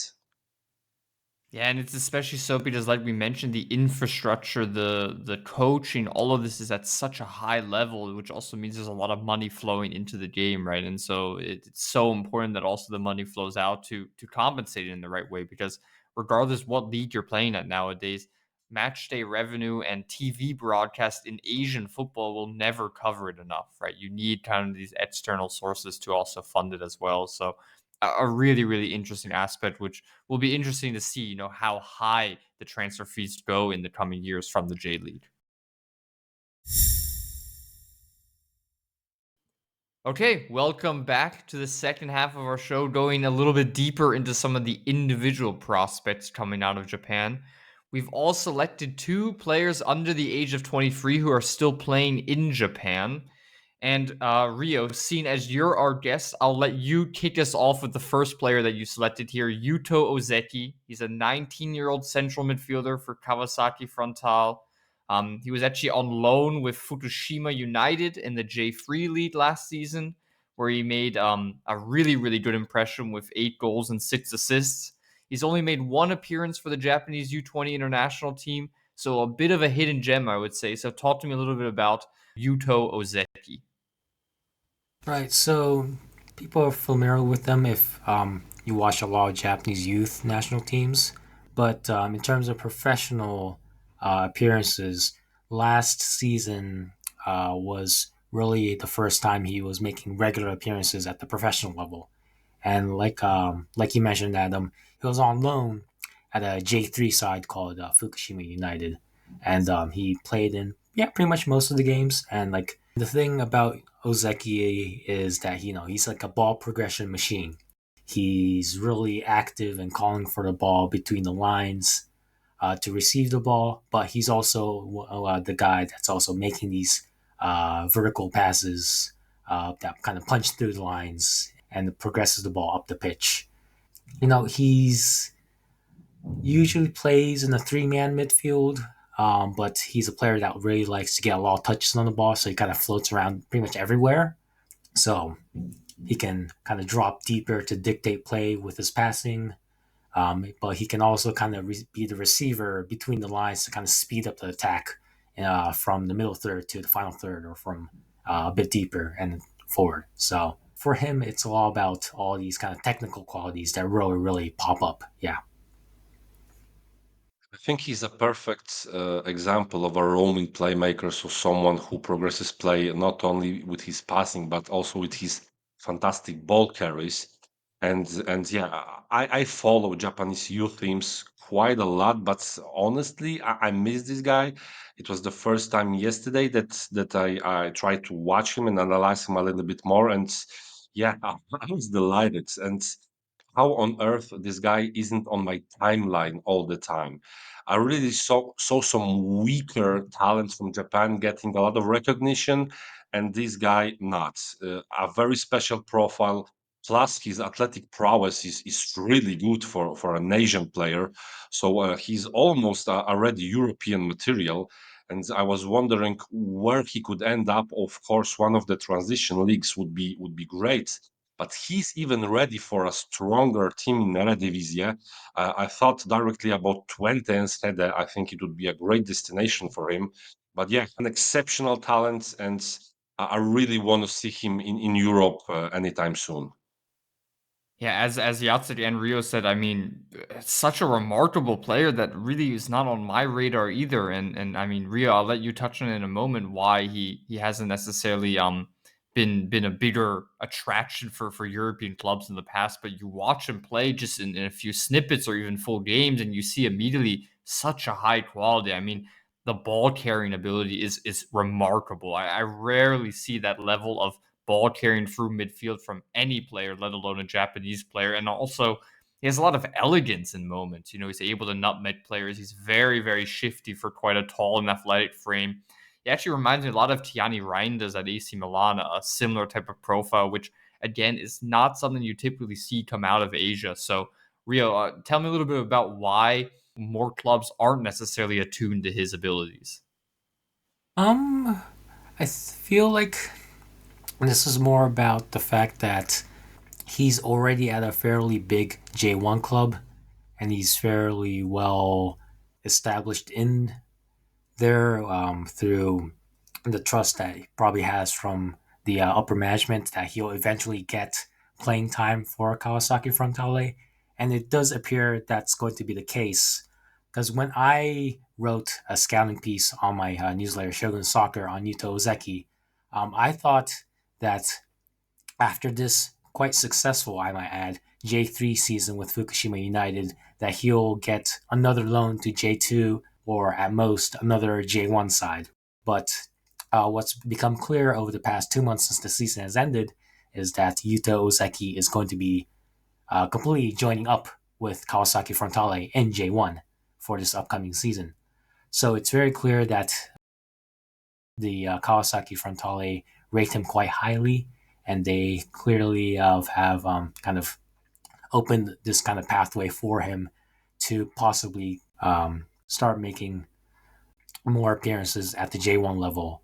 So I think if he can really truly win a regular spot on this Kawasaki Frontale team that's kind of in transition now with a new manager, that it won't be long before European teams come sniffing around for Yuto Ozeki. And yeah, he needs to be playing in a possession based team. He needs to have the ball at his feet. But surely an exceptional talent, and I'm really glad that we are having that podcast, and I was able to watch that guy yesterday, and I will surely watch him more today. Definitely one of the jewels, one of the hidden jewels of Japanese football. We have all these hype talents, but yeah, definitely he's the one that should be on the radar of many intelligent clubs in Europe, I would say. Not even strong, but intelligent clubs in Europe. Yeah, and in terms of like kind of his physicality and defensive side of things for Yuto Ozeki, like the thing when I was just kind of like looking through the data, like his numbers didn't really pop out in terms of like active ball winning. But like when you actually watch video footage of him playing, you can clearly see he's a very active presser, willing to make up for his own mistakes, and he really works hard to cover like the kind of usual gaps that appear when you're defending in the 4-3-3 shape, which is how Fukushima United played. And in particular, he's really quite adept at cutting out passing options into midfield and kind of forcing opponents to make backward or suboptimal passes. So like while he's not necessarily the like let's say a Kaishu Sano and like a very physical kind of pitbull like ball winner, he nevertheless does a lot of good defensive work that might not necessarily show up in like let's say tackles or interception kind of stats. Yeah, I totally agree. I think you see a lot of times that his energy is almost forcing that ball win further down the line where, he doesn't win the ball himself, but he forces his opponent to play an uncontrolled pass, which then a teammate can capitalize on in the future. Right, yeah, like he's really intelligent on and off the ball, and in terms of like his defensive side, like he very clearly understood his defensive assignment and his role as one of the kind of box to box midfielders in the 4-3-3 that Fukushima United employed, and that speaks a lot to his game intelligence and like his understanding of like how to defend, where to be off the ball, his kind of chemistry with his fellow midfielders shifting across and all that kind of stuff. So like those are the kind of things that really stood out for me off the ball, and not just his on the ball kind of attributes. So yeah. I think the first word that comes to my mind when I watch him playing is maturity, I would say. and then of course football IQ and this fantastic ball carries. But yeah, for a 19-year-old midfielder from Japan, without any bigger hype, he's an extremely interesting prospect. Yeah, absolutely. And Yasek, let's move on to another midfielder here that you've selected. Different midfielder, I would say, from Yuto Ozeki, but also has a lot of similar things in the vein of game intelligence, maturity, primary on-ball quality. Speaking about Yotaro Nakajima here, he's an 18-year-old defensive midfielder who plays for Sanfrecce Hiroshima. He actually made 12 appearances already for the first team last season, and he was a key player in what is a really interesting 2006 generation in Japan. He won the U17 Asia Cup and also made it to the round of 16 of the World Cup as a really key player in that side. So, yes, talk to me a little bit about this player. Yeah, so I only watched him at the under 17 level, so I'm sure that Rio will have some other interesting thoughts on him. But yeah, he was one of my two, three favorite players from this under 17 side that play at the World Cup and before at the Asian Cup. I would say what stood out to me was his elegance on the ball, his intelligence. He was doing many difficult things effortlessly, and it was really impressive. I think his father was also a really good footballer, a really solid J1 league footballer. So definitely a player that caught my eye at this tournament, and he was probably my second report on a player from his generation in Japan. So I couldn't really define what his role was. He's one of the very few players on FTS that doesn't really have a role, a specific role. So I was in between a box to box midfield playmaker and the roaming playmaker.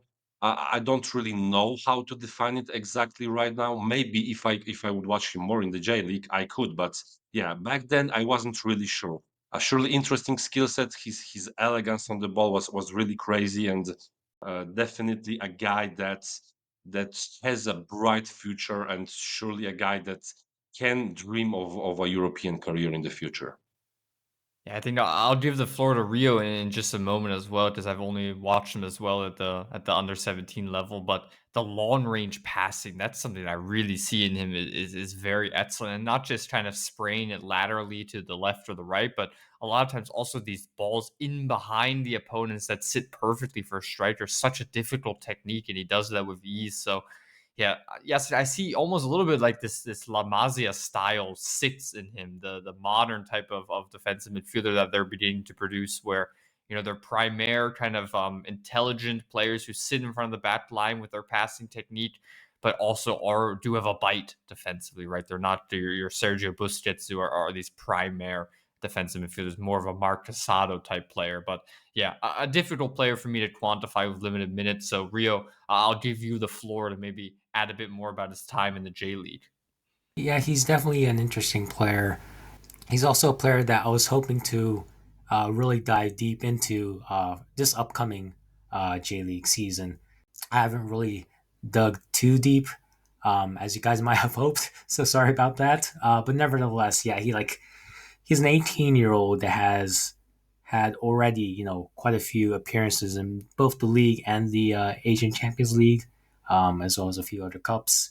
He just fits really right in to this really good Sanfrecce Hiroshima side that the German manager Michael Skibbe has built over the past few years, and it really speaks to his maturity and his intelligence on the ball that he's kind of just slotted right in and looks perfectly the part as if he's been playing there for years.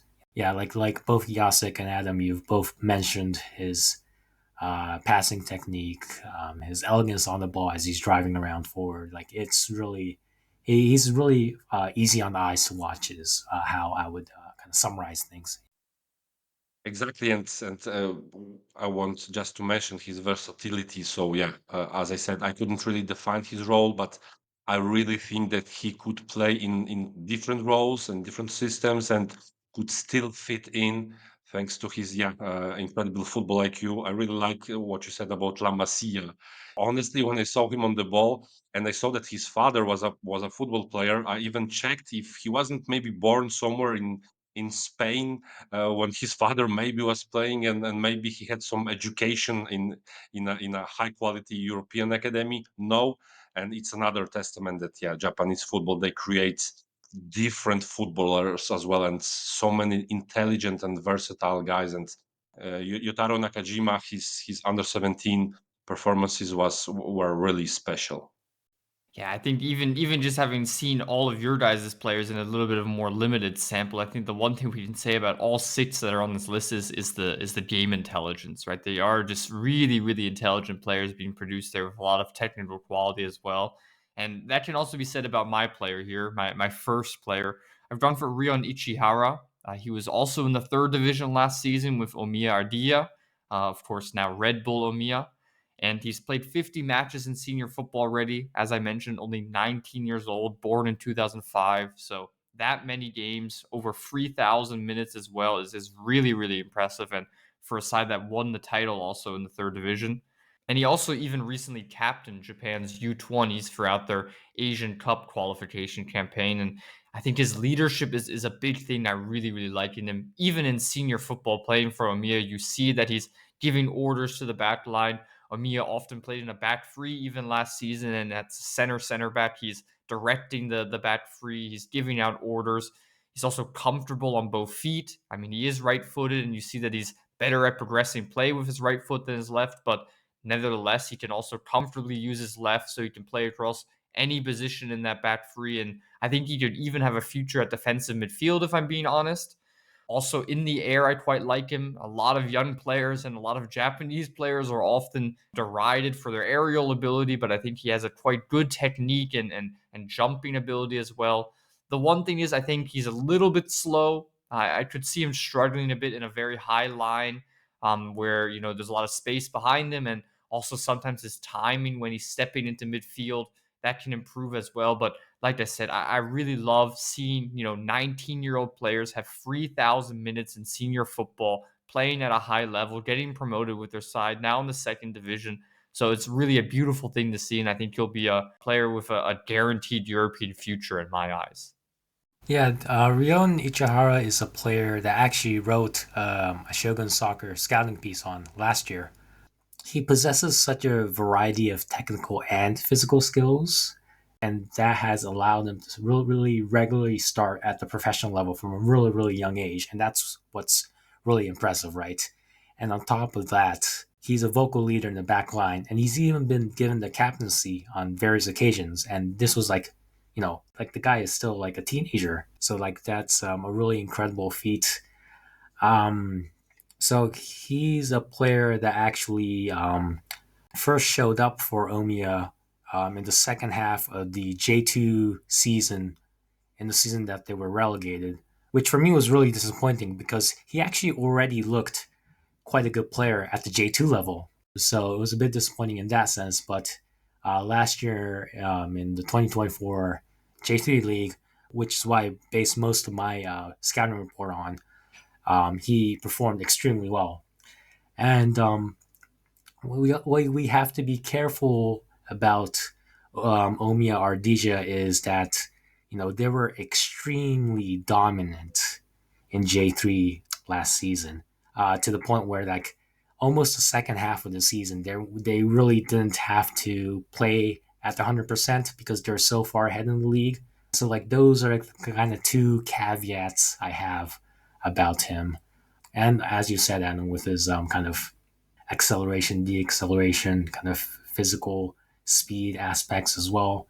Whereas on the other hand, you can then say that his aerial ability is really good, right? He's been one of the top aerial center backs in comparison with other J3 and even J2 center backs. So yeah, that's been a really nice thing to see. Well, you guys have said it all. I will just mention the thing that I really love for Ichihara. It's his aura. Even if you watch a game and he doesn't do anything exceptional, but after 10 minutes you start asking yourself questions. Who is this guy? There's this really positive leadership aura around him, and you can just feel that he's the leader, the natural born leader. And I just want to mention that, okay, Adam, we were too late for Ozeki, but we weren't too late for Ichihara, as I clearly remember that he was in our talks probably even a year ago. So we were about time for that really talented center back.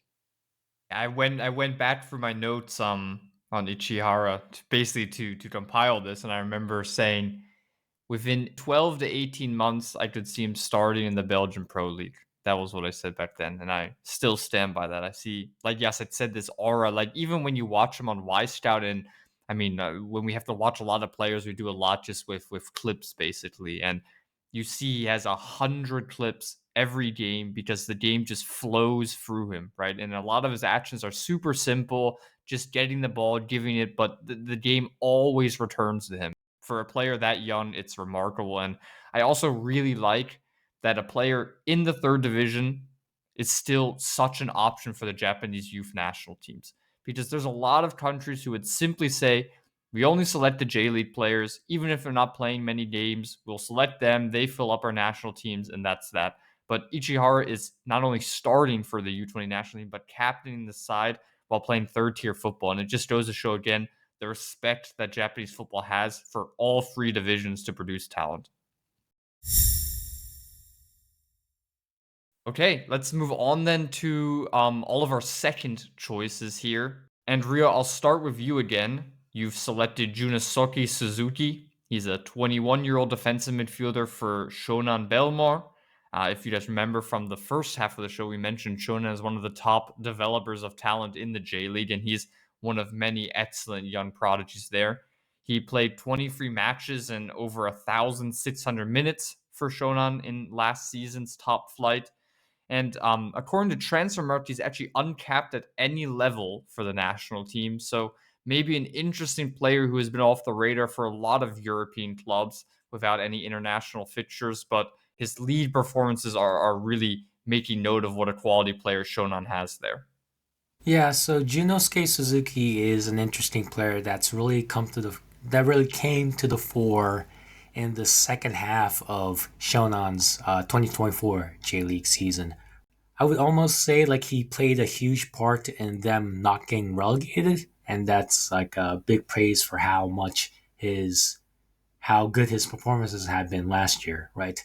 So as you said, he's a defensive midfielder, but the position he actually played last season, where he made the biggest mark, was as a left center back in the back three. It's a position that he's actually never really played before until then, and it's really interesting because he plays like a midfielder forced into a center back position. And like I mean this in both a good way, and a bad way, right? So like in the play, he's an extremely good asset on the ball because he's so comfortable on the ball. As his previous experience, mostly as a midfielder, he's extremely intelligent in taking up positions to receive from his fellow center backs and also to receive layoffs from midfielders. And the big thing about him that really stands out is kind of the courage that he has to drive forward and carry the ball under pressure from the back line. So like his progressive ball carrying and his passing is like a really big positive impact on like the possession play of a Shonan Bellmare team that's usually known for like their press and counterattack kind of style play rather than their kind of sustained possession sequences. So like in those terms, like Junnosuke Suzuki really kind of covered a clear weakness in that Shonan side.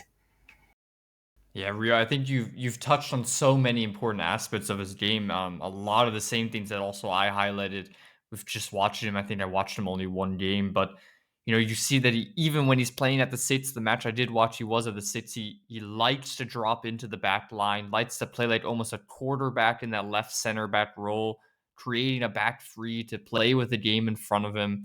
Also, a guy who loves vertical ball progression. Like, they're not crazy passes. He doesn't have a lot of moments that in isolation just make you go, wow. But it's the repetition of just excellence that's really, really impressive with him. The fact that he always progresses play one line forward. He always finds a smart solution. And like you say, he's a ball possession player, and I think he can go to an even higher level in a system that fits him even better. But also, like, he does have some defensive weaknesses, but physically he's also very robust. And I think if he learns with maturity some of the defensive positional stuff that he's still lacking, he can become a very, very impressive holding six or even center back. I think he has a lot of options there. Yeah, exactly. Like this is what I meant when I said a midfielder forced into their center back position in a good and bad way, right? So like there's clearly a lot of defensive, positional, and kind of skill related issues with him.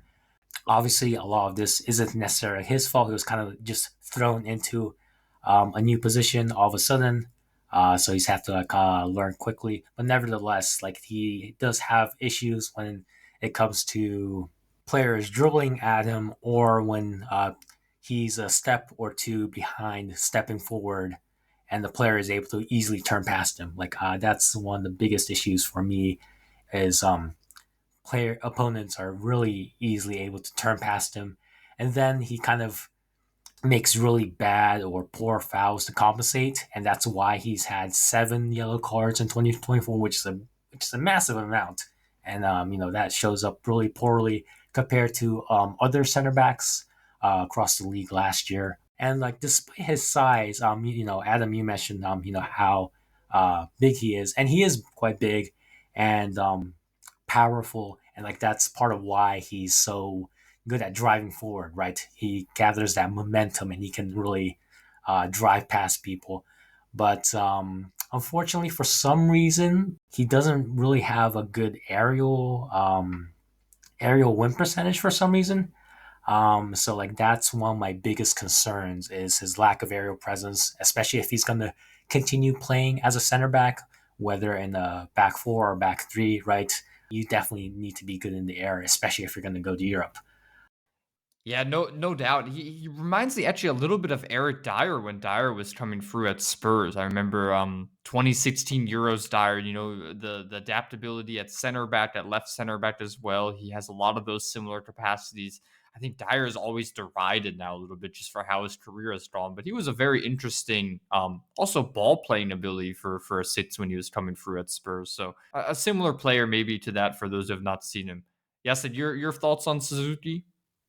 Yeah, I think him becoming a defensive midfielder would be a safe option, and he would still become a really solid number six player.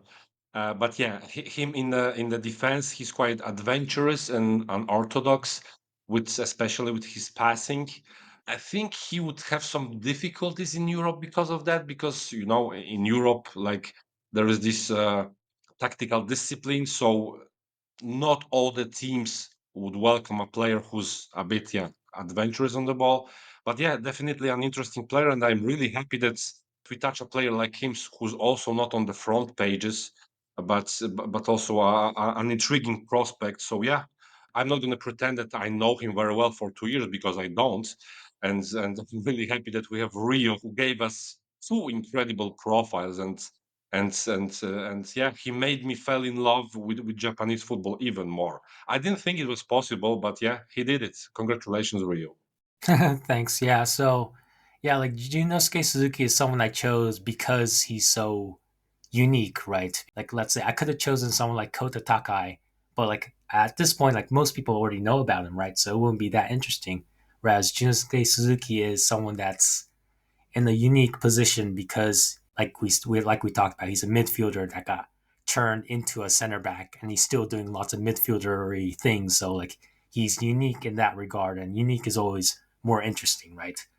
So yeah, like so Junosuke Suzuki is actually a player that I'm in the middle of writing about for my Shogun Soccer newsletter. So maybe around next week before the J League season starts, keeping an eye on my newsletter to see a new scouting report on him in full, so you can hear my full thoughts on him.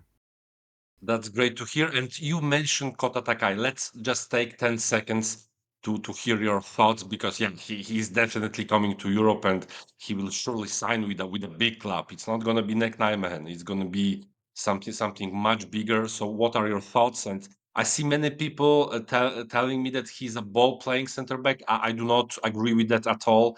I think there is still plenty of room of improvement, like to play under pressure.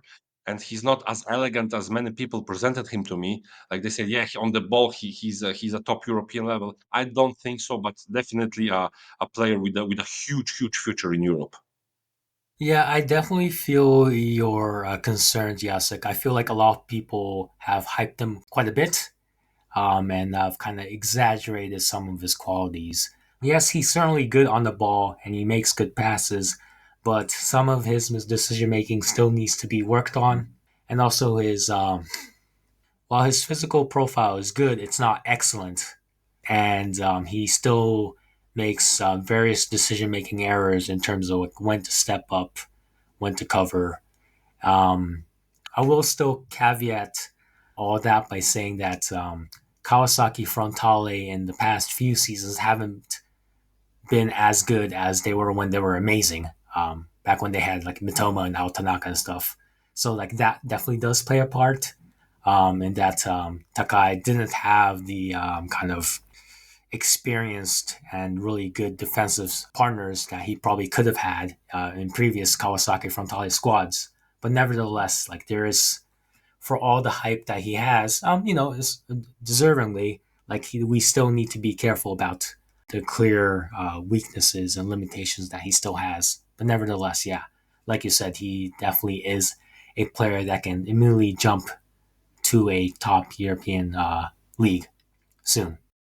Fully agree, and yeah, a wonderful prospect. But yeah, that's true. That I see many people on social media overhyping a little bit, even if it's my domain and to overhype players. But yeah, here I'm careful. Still a big talent, but let's not exaggerate and say that yeah he's ready for top European clubs. Yeah. Yeah, one of many that will be interesting to watch out for in the next few months and years. But yes, like a younger talent from you again here, another part of that 2006 generation of Japan, are Yunosuke Sato. He's an 18-year-old attacking and right midfielder for Fagiano Okayama in the J League. He's actually loaned out from FC Tokyo. Like I said, he was a key player in that Japan side, which won the Asia Cup and made it quite far at the World Cup. And now he's already a member of the U20 national team, so even jumping over one age group to play his part in that competition. So yes, another very interesting player from the 2006 generation. Indeed, he was actually the first player that I made a report on, but there were like plenty more interesting, like Kotaro Honda and Keita Kosugi, who moved to Sweden recently. A really interesting left back. But yeah, Ryunosuke Sato, he caught my eye directly. Like after 5 minutes, I just knew that okay, this is going to be my guy. But from all the players that we mentioned and we're going to mention, he's the least ready for senior football. His physicality, let's be honest, he's a cliche player from Asia, so quite tiny and weak, not good in contact situations, but an extremely creative, fantastic technical capacity, good in tight spaces. So a pure gold. But as I said, it will take a while until he explodes. But yeah, he's surely among the top under 19 talents in Japan right now. And at this World Cup under 17 and the Asian Cup just before, he was brilliant. He was brilliant. But of course, the transition to senior football, he will have a lot of difficulties for sure. Yeah, I think the you have the sense that the ball almost just glues to his foot whenever he has it. He has such a tight carrying ability. Also, great shifts in direction. He has such good body manipulations as well. Yes, I don't find him as diminutive and physically slight as you. Maybe I do think there is a lot of potential there. And then, like I said, he is still so young, only 18 years old. So I think he will have a better pathway than a lot of other players from Japan who traditionally play in this position. This attacking midfield role, I think, is quite a specialist role from Japan where you see very slight players a lot of times. So I think he has a bit more potential from a physical capacity than maybe you may say. Yeah, Adam, I really hope so. And so right now he's making the transition. He's still in the process of transition to senior football. And yeah, I hope that he will be able to physically compete with senior players. But yeah, in terms of technical capacity, an incredible player to watch and a huge talent. What is your opinion on him, Rio? Sadly, I can't speak too much about him because, as I said before, like I don't watch that much of youth football, but he's definitely a player that pretty much everyone around me has, shouted about. Like, oh, Ryunosuke Sato, he's so good, right? So, like, I've definitely heard his name a lot. Like, clearly he's got talent, as both Adam and Yasaku both mentioned. So, for me, for my part, it's mostly about this upcoming season, playing for Fagiano Okayama, who are a newly promoted club to J1. Whether he can actually win a spot on a team that's going to be battling relegation for most of the season, it's going to be a very tough environment for him. So like that's my main concern with him. Like I'm not sure why he went to a newly promoted J1 team, and like Adam mentioned, he played a few times, a few cameos really, for FC Tokyo last season. And I was actually at one of the games where he made like a second half appearance. And, like you can clearly tell how technically adept and agile he is. But of course, it was like, for me, it was just that one single game, like maybe 20, 30 minutes in the second half. So I can't really say too much, but he's definitely highly rated by a lot of people in Japan and obviously outside Japan as well. He's a player that I can't really say too much on right now, but hopefully in the future, if he plays well, then maybe I can write something about him in bigger detail. So yeah, that's all I can say for now. Yeah, and I think these loans to newly promoted sides are always so interesting because they can go one of two ways. I mean, obviously the opportunity for a lot of minutes is directly there, coming to a side who will play against the relegation. But on the other hand, it's such a difficult circumstance for these high technical creative players to go into. I looked at Paul Vanna, for example, going on loan from Bayern to Heidenheim, and it's a similar situation. He's really struggled in the Bundesliga to recreate a lot of his quality because he's always against the ball. He's not really in a system that suits his qualities. So it's a great learning opportunity, but you're also throwing these talents into a bit of a fire where it's, sink or swim territory. That's very true, but it can work out. I remember when Charlie Patino went from Arsenal to a second division championship club, playing not the champagne football, and I was like, okay, will he fit there? And I spoke with someone of Arsenal, and he said, yeah, that's what we wanted to do.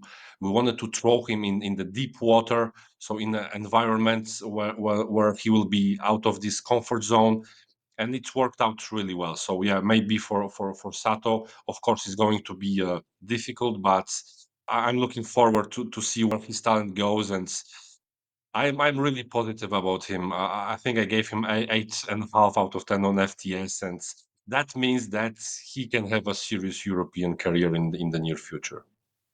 Yeah, and we didn't even mention it, but the J League, of course, follows a calendar system. So the 2025 season is actually fast approaching. The season starts on the 14th of February, so Friday. And if all goes right in this editing process, this will be out on the Thursday, so one day before the season starts. So all of these talents will be super exciting to watch in the coming campaign. And like we mentioned, Sato is probably amongst the breakout talents to watch for this coming season. But I'm gonna round off our talent section then with the oldest player I think we've ever done in a talent section. He's 23 years old, so he just got in there in the end. But yeah, I really enjoy watching him. I'm talking about Ryotaro Araki. He's an attacking midfielder. He's actually plays for Kashima Antlers now. Last season he was on loan at FC Tokyo, and yeah, 23 years old, has already made 117 matches in the J League. He's also a seven-time international for Japan's U23 national team. He won the U23 Asia Cup even with Japan and assisted the only goal of a final victory over Uzbekistan. In the winter, he was actually linked with Austria Wien, a pretty good club in Austria.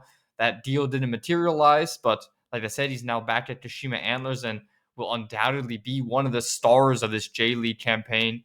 super dynamic player, very, very vertical, a great on ball accelerator. He's very skillful, 2-footed. He has a great first touch. You can play him in the air, play him on the ground. He always knows how to manipulate the ball down and really have absolute control.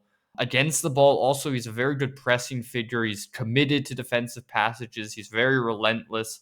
And his set piece delivery is also something that really excites me in general, even from open play. He has that creativity, that key pass ability. So, yeah, I would say a traditional style of attacking midfielder that Japan tends to produce, but a very, very good one at that. Definitely an interesting player. He was actually my talent of the day back in 2021.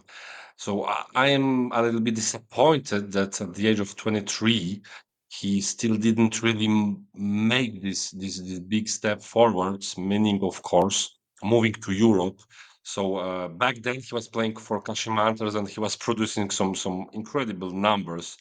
So yeah, I was hoping that he will move from Japan, but yeah, it didn't happen. Still, okay, he's 23, so for my standards, let's be honest, he's old. But for normal people, he's still a young player, still a lot of perspective ahead of him. So a very interesting pick, Adam, and I'm really proud that you didn't go with some mainstream one, but with the guy who had some difficulties, but is still a very interesting profile for many strong teams in Europe. Right, like as you said, Jacek, he really showed up in 2021 first, right? And that's the season when he won the Best Young Player award in the J League. And it looked like everything was kind of aligned for him to immediately move to Europe. But unfortunately, it was a mixture of injuries and also once he came back, the new manager's style play didn't really fit in with the type of player Ryotaro Araki is. So, there was a lot of issues there. And that's exactly why last season, 2024, he was loaned out to FC Tokyo. 2024 was like kind of a reawakening for Ryotaro Araki's talent. And like he showed off his skills that were dormant for around 1 or 2 years, and immediately goes to the under 23 Asian Cup, wins it with Japan, then goes to the Olympics, and like while FC Tokyo's season was pretty poor in general last season, he was one of the few bright lights. And last year was really the season where Ryotaro Araki found his mojo back. So it was really nice to see there. Because, like 23 isn't necessarily young, but it's not old either. And, players always have ups and downs. And in general, like player development isn't linear. It's not like a video game. So really nice to see Ryotaro Araki's kind of reemergence last season. I was hoping he would get a move to Europe during the winter transfer window, especially since, speaking not as a scout, but as a FC Tokyo fan, I really didn't want him to leave FC Tokyo. And I was like, oh, if he's going to go back to Kashima Antlers, then I hope he gets immediately sold on to Europe. So, no, so I won't feel bad. But unfortunately, that wasn't the case. So it looks like he's going to be playing for Kashima Antlers for at least until the summer. And maybe he gets a move then. I don't know. But hopefully this upcoming season, we continue to see Araki's career get back on track, and he kind of rekindles that magic he showed back in 2021. Football development is not linear, and football is not a football manager game. If I would get €1 every time I said that, I would probably have €100. So I really love it, Rio. It's like, yeah, you are probably my lost brother in Japan. Maybe my father was traveling like 30 years ago there. But yeah, as for Araki, it's not like he lost time. Very often, me and Adam, we talk about players from the Baltics, and when a player hits like he's 23, like the damage is done. The damage is done, and yeah, it's really almost too late for most of them to think of a serious career in Western Europe. But Japan, it's a really good level, probably around, yeah, top 10 in Europe. So he's still an extremely interesting player, and as we mentioned, maybe some Austrian clubs or Belgium or Netherlands. So yeah.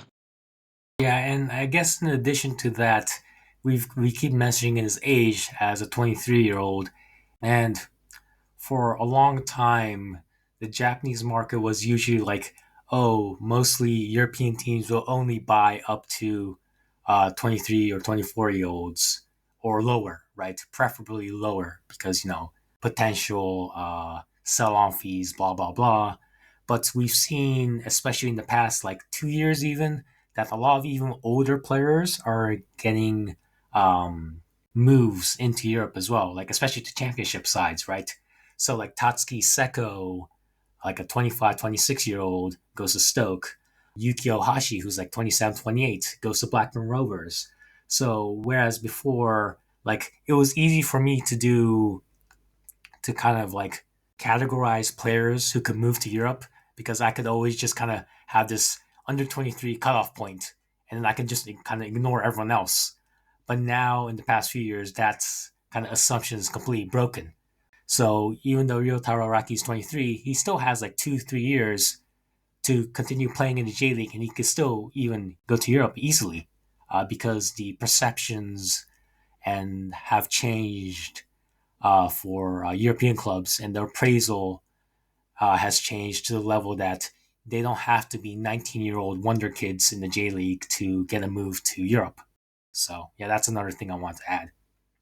Yeah, that's a huge point because it's exactly like what Rio said. The clubs respect the talent development being done in Japan to the extent where they don't see these players as, wonder kids from this foreign land that now need their academy structures and their coaching to refine into players to be ready for their first team, right? That's the scenario in the Baltics, for example, like Jacek mentioned, where you need to take these players out of the Baltics with 18, 19 at the very latest because they need the high level coaching that they're not afforded there. But I think the European clubs have come to respect what's also being done in Japan to the extent where they can go at 23, 24, and it just feels like yet another move, like signing a player from Belgium or signing a player from Holland, where the infrastructure at the academy level is really respected. And I mentioned him so many times, but Kaisho Sano at Mainz, he's a great example. Also from Kashima Antlers, where Ryotaro Araki will play this season in the J League. Went to Mainz at the age of 23 and immediately filled the role of Leandro Barrero, playing as a starter for a Mainz side that is competing for Champions League qualification right now. So if that doesn't show you that this pathway is open, I don't know what does. Yeah, but it definitely, on the flip side, it also makes things extremely even more difficult for J League clubs, right? Because previously it would be just like, we know we have these young good players and they'll eventually get sold. So we can continue buying mid level J Leaguers who are 25 or older from J2 or from other competing J League sides. But now with players like Tatsuki Seko and before, like say Muroya, who plays for Hanover now, like he left when he was a bit older as well, right? So like all these kind of mid 20s players that used to be relatively safe bets for J League teams to be like, okay, we can buy these guys and they'll stay here for at least 5 years and we can count on them. But even those kind of players are getting taken away now. So like it's extremely a chaotic time for J League front offices and recruitment teams. Yeah, it's a difficult, exciting, chaotic, and unpredictable time. And I can say, for one, I'm very, very excited for this J League campaign coming forward. I always know it's been a great podcast when the first thing I want to do when turning off my camera is just go and watch the football we've been talking about the entire time. And that's how I feel today. So, Rio, thanks so much for joining us today. I'll give you a moment to once again plug the fantastic work. Where can people find you, and where can people read so much more about J League? I mean, we did a 3-hour podcast pretty much here, and Rio's content dives even much, much deeper than we did. Right. So first off, thanks Jacek and Adam for having me on this podcast. It was really fun just to talk with you guys about the not just the J League, but just Japanese football in general. So a bit more about me. So right, so I'm Ryo Nakagawara. I run a newsletter called Shogun Soccer. It gives you a lot of really, really in-depth analysis of the J League, J1, J2, and J3, and from both tactical and a data analysis kind of point of view. So it's all these kind of different perspectives mixed into one newsletter package. And otherwise, you can find me on Twitter as R underscore by underscore Ryo, and it's spelled RYO. And I have a similar account on Blue Sky with the same handle as well. Otherwise, I'm sure like there's a lot of interest from outside Japan in the J League and Japanese football in general. But I know a lot of people find it hard to find English language content. So besides my own newsletter, there's this podcast called the J Talk Podcast. They've been running for over a decade, and they're like the probably the only English language J League podcast, and they run pretty much every week throughout the season, and they cover J1, J2, and J3. So like the J Talk podcast is probably the best English language kind of resource you might have for English language J League content. So the Shogun Soccer newsletter and the J Talk podcast is where you'll find me, and on Twitter and or Blue Sky. So yeah. The pleasure is all ours, Rio. I knew that our very first episode on Asian football will be interesting, but it even exceeded my expectations. It was amazing, and I definitely want to hear your voice again. And I will definitely check out the podcast. So thank you so much for being with us. And Adam, I hope it's the first, but the first of many episodes that we will do on Asian football.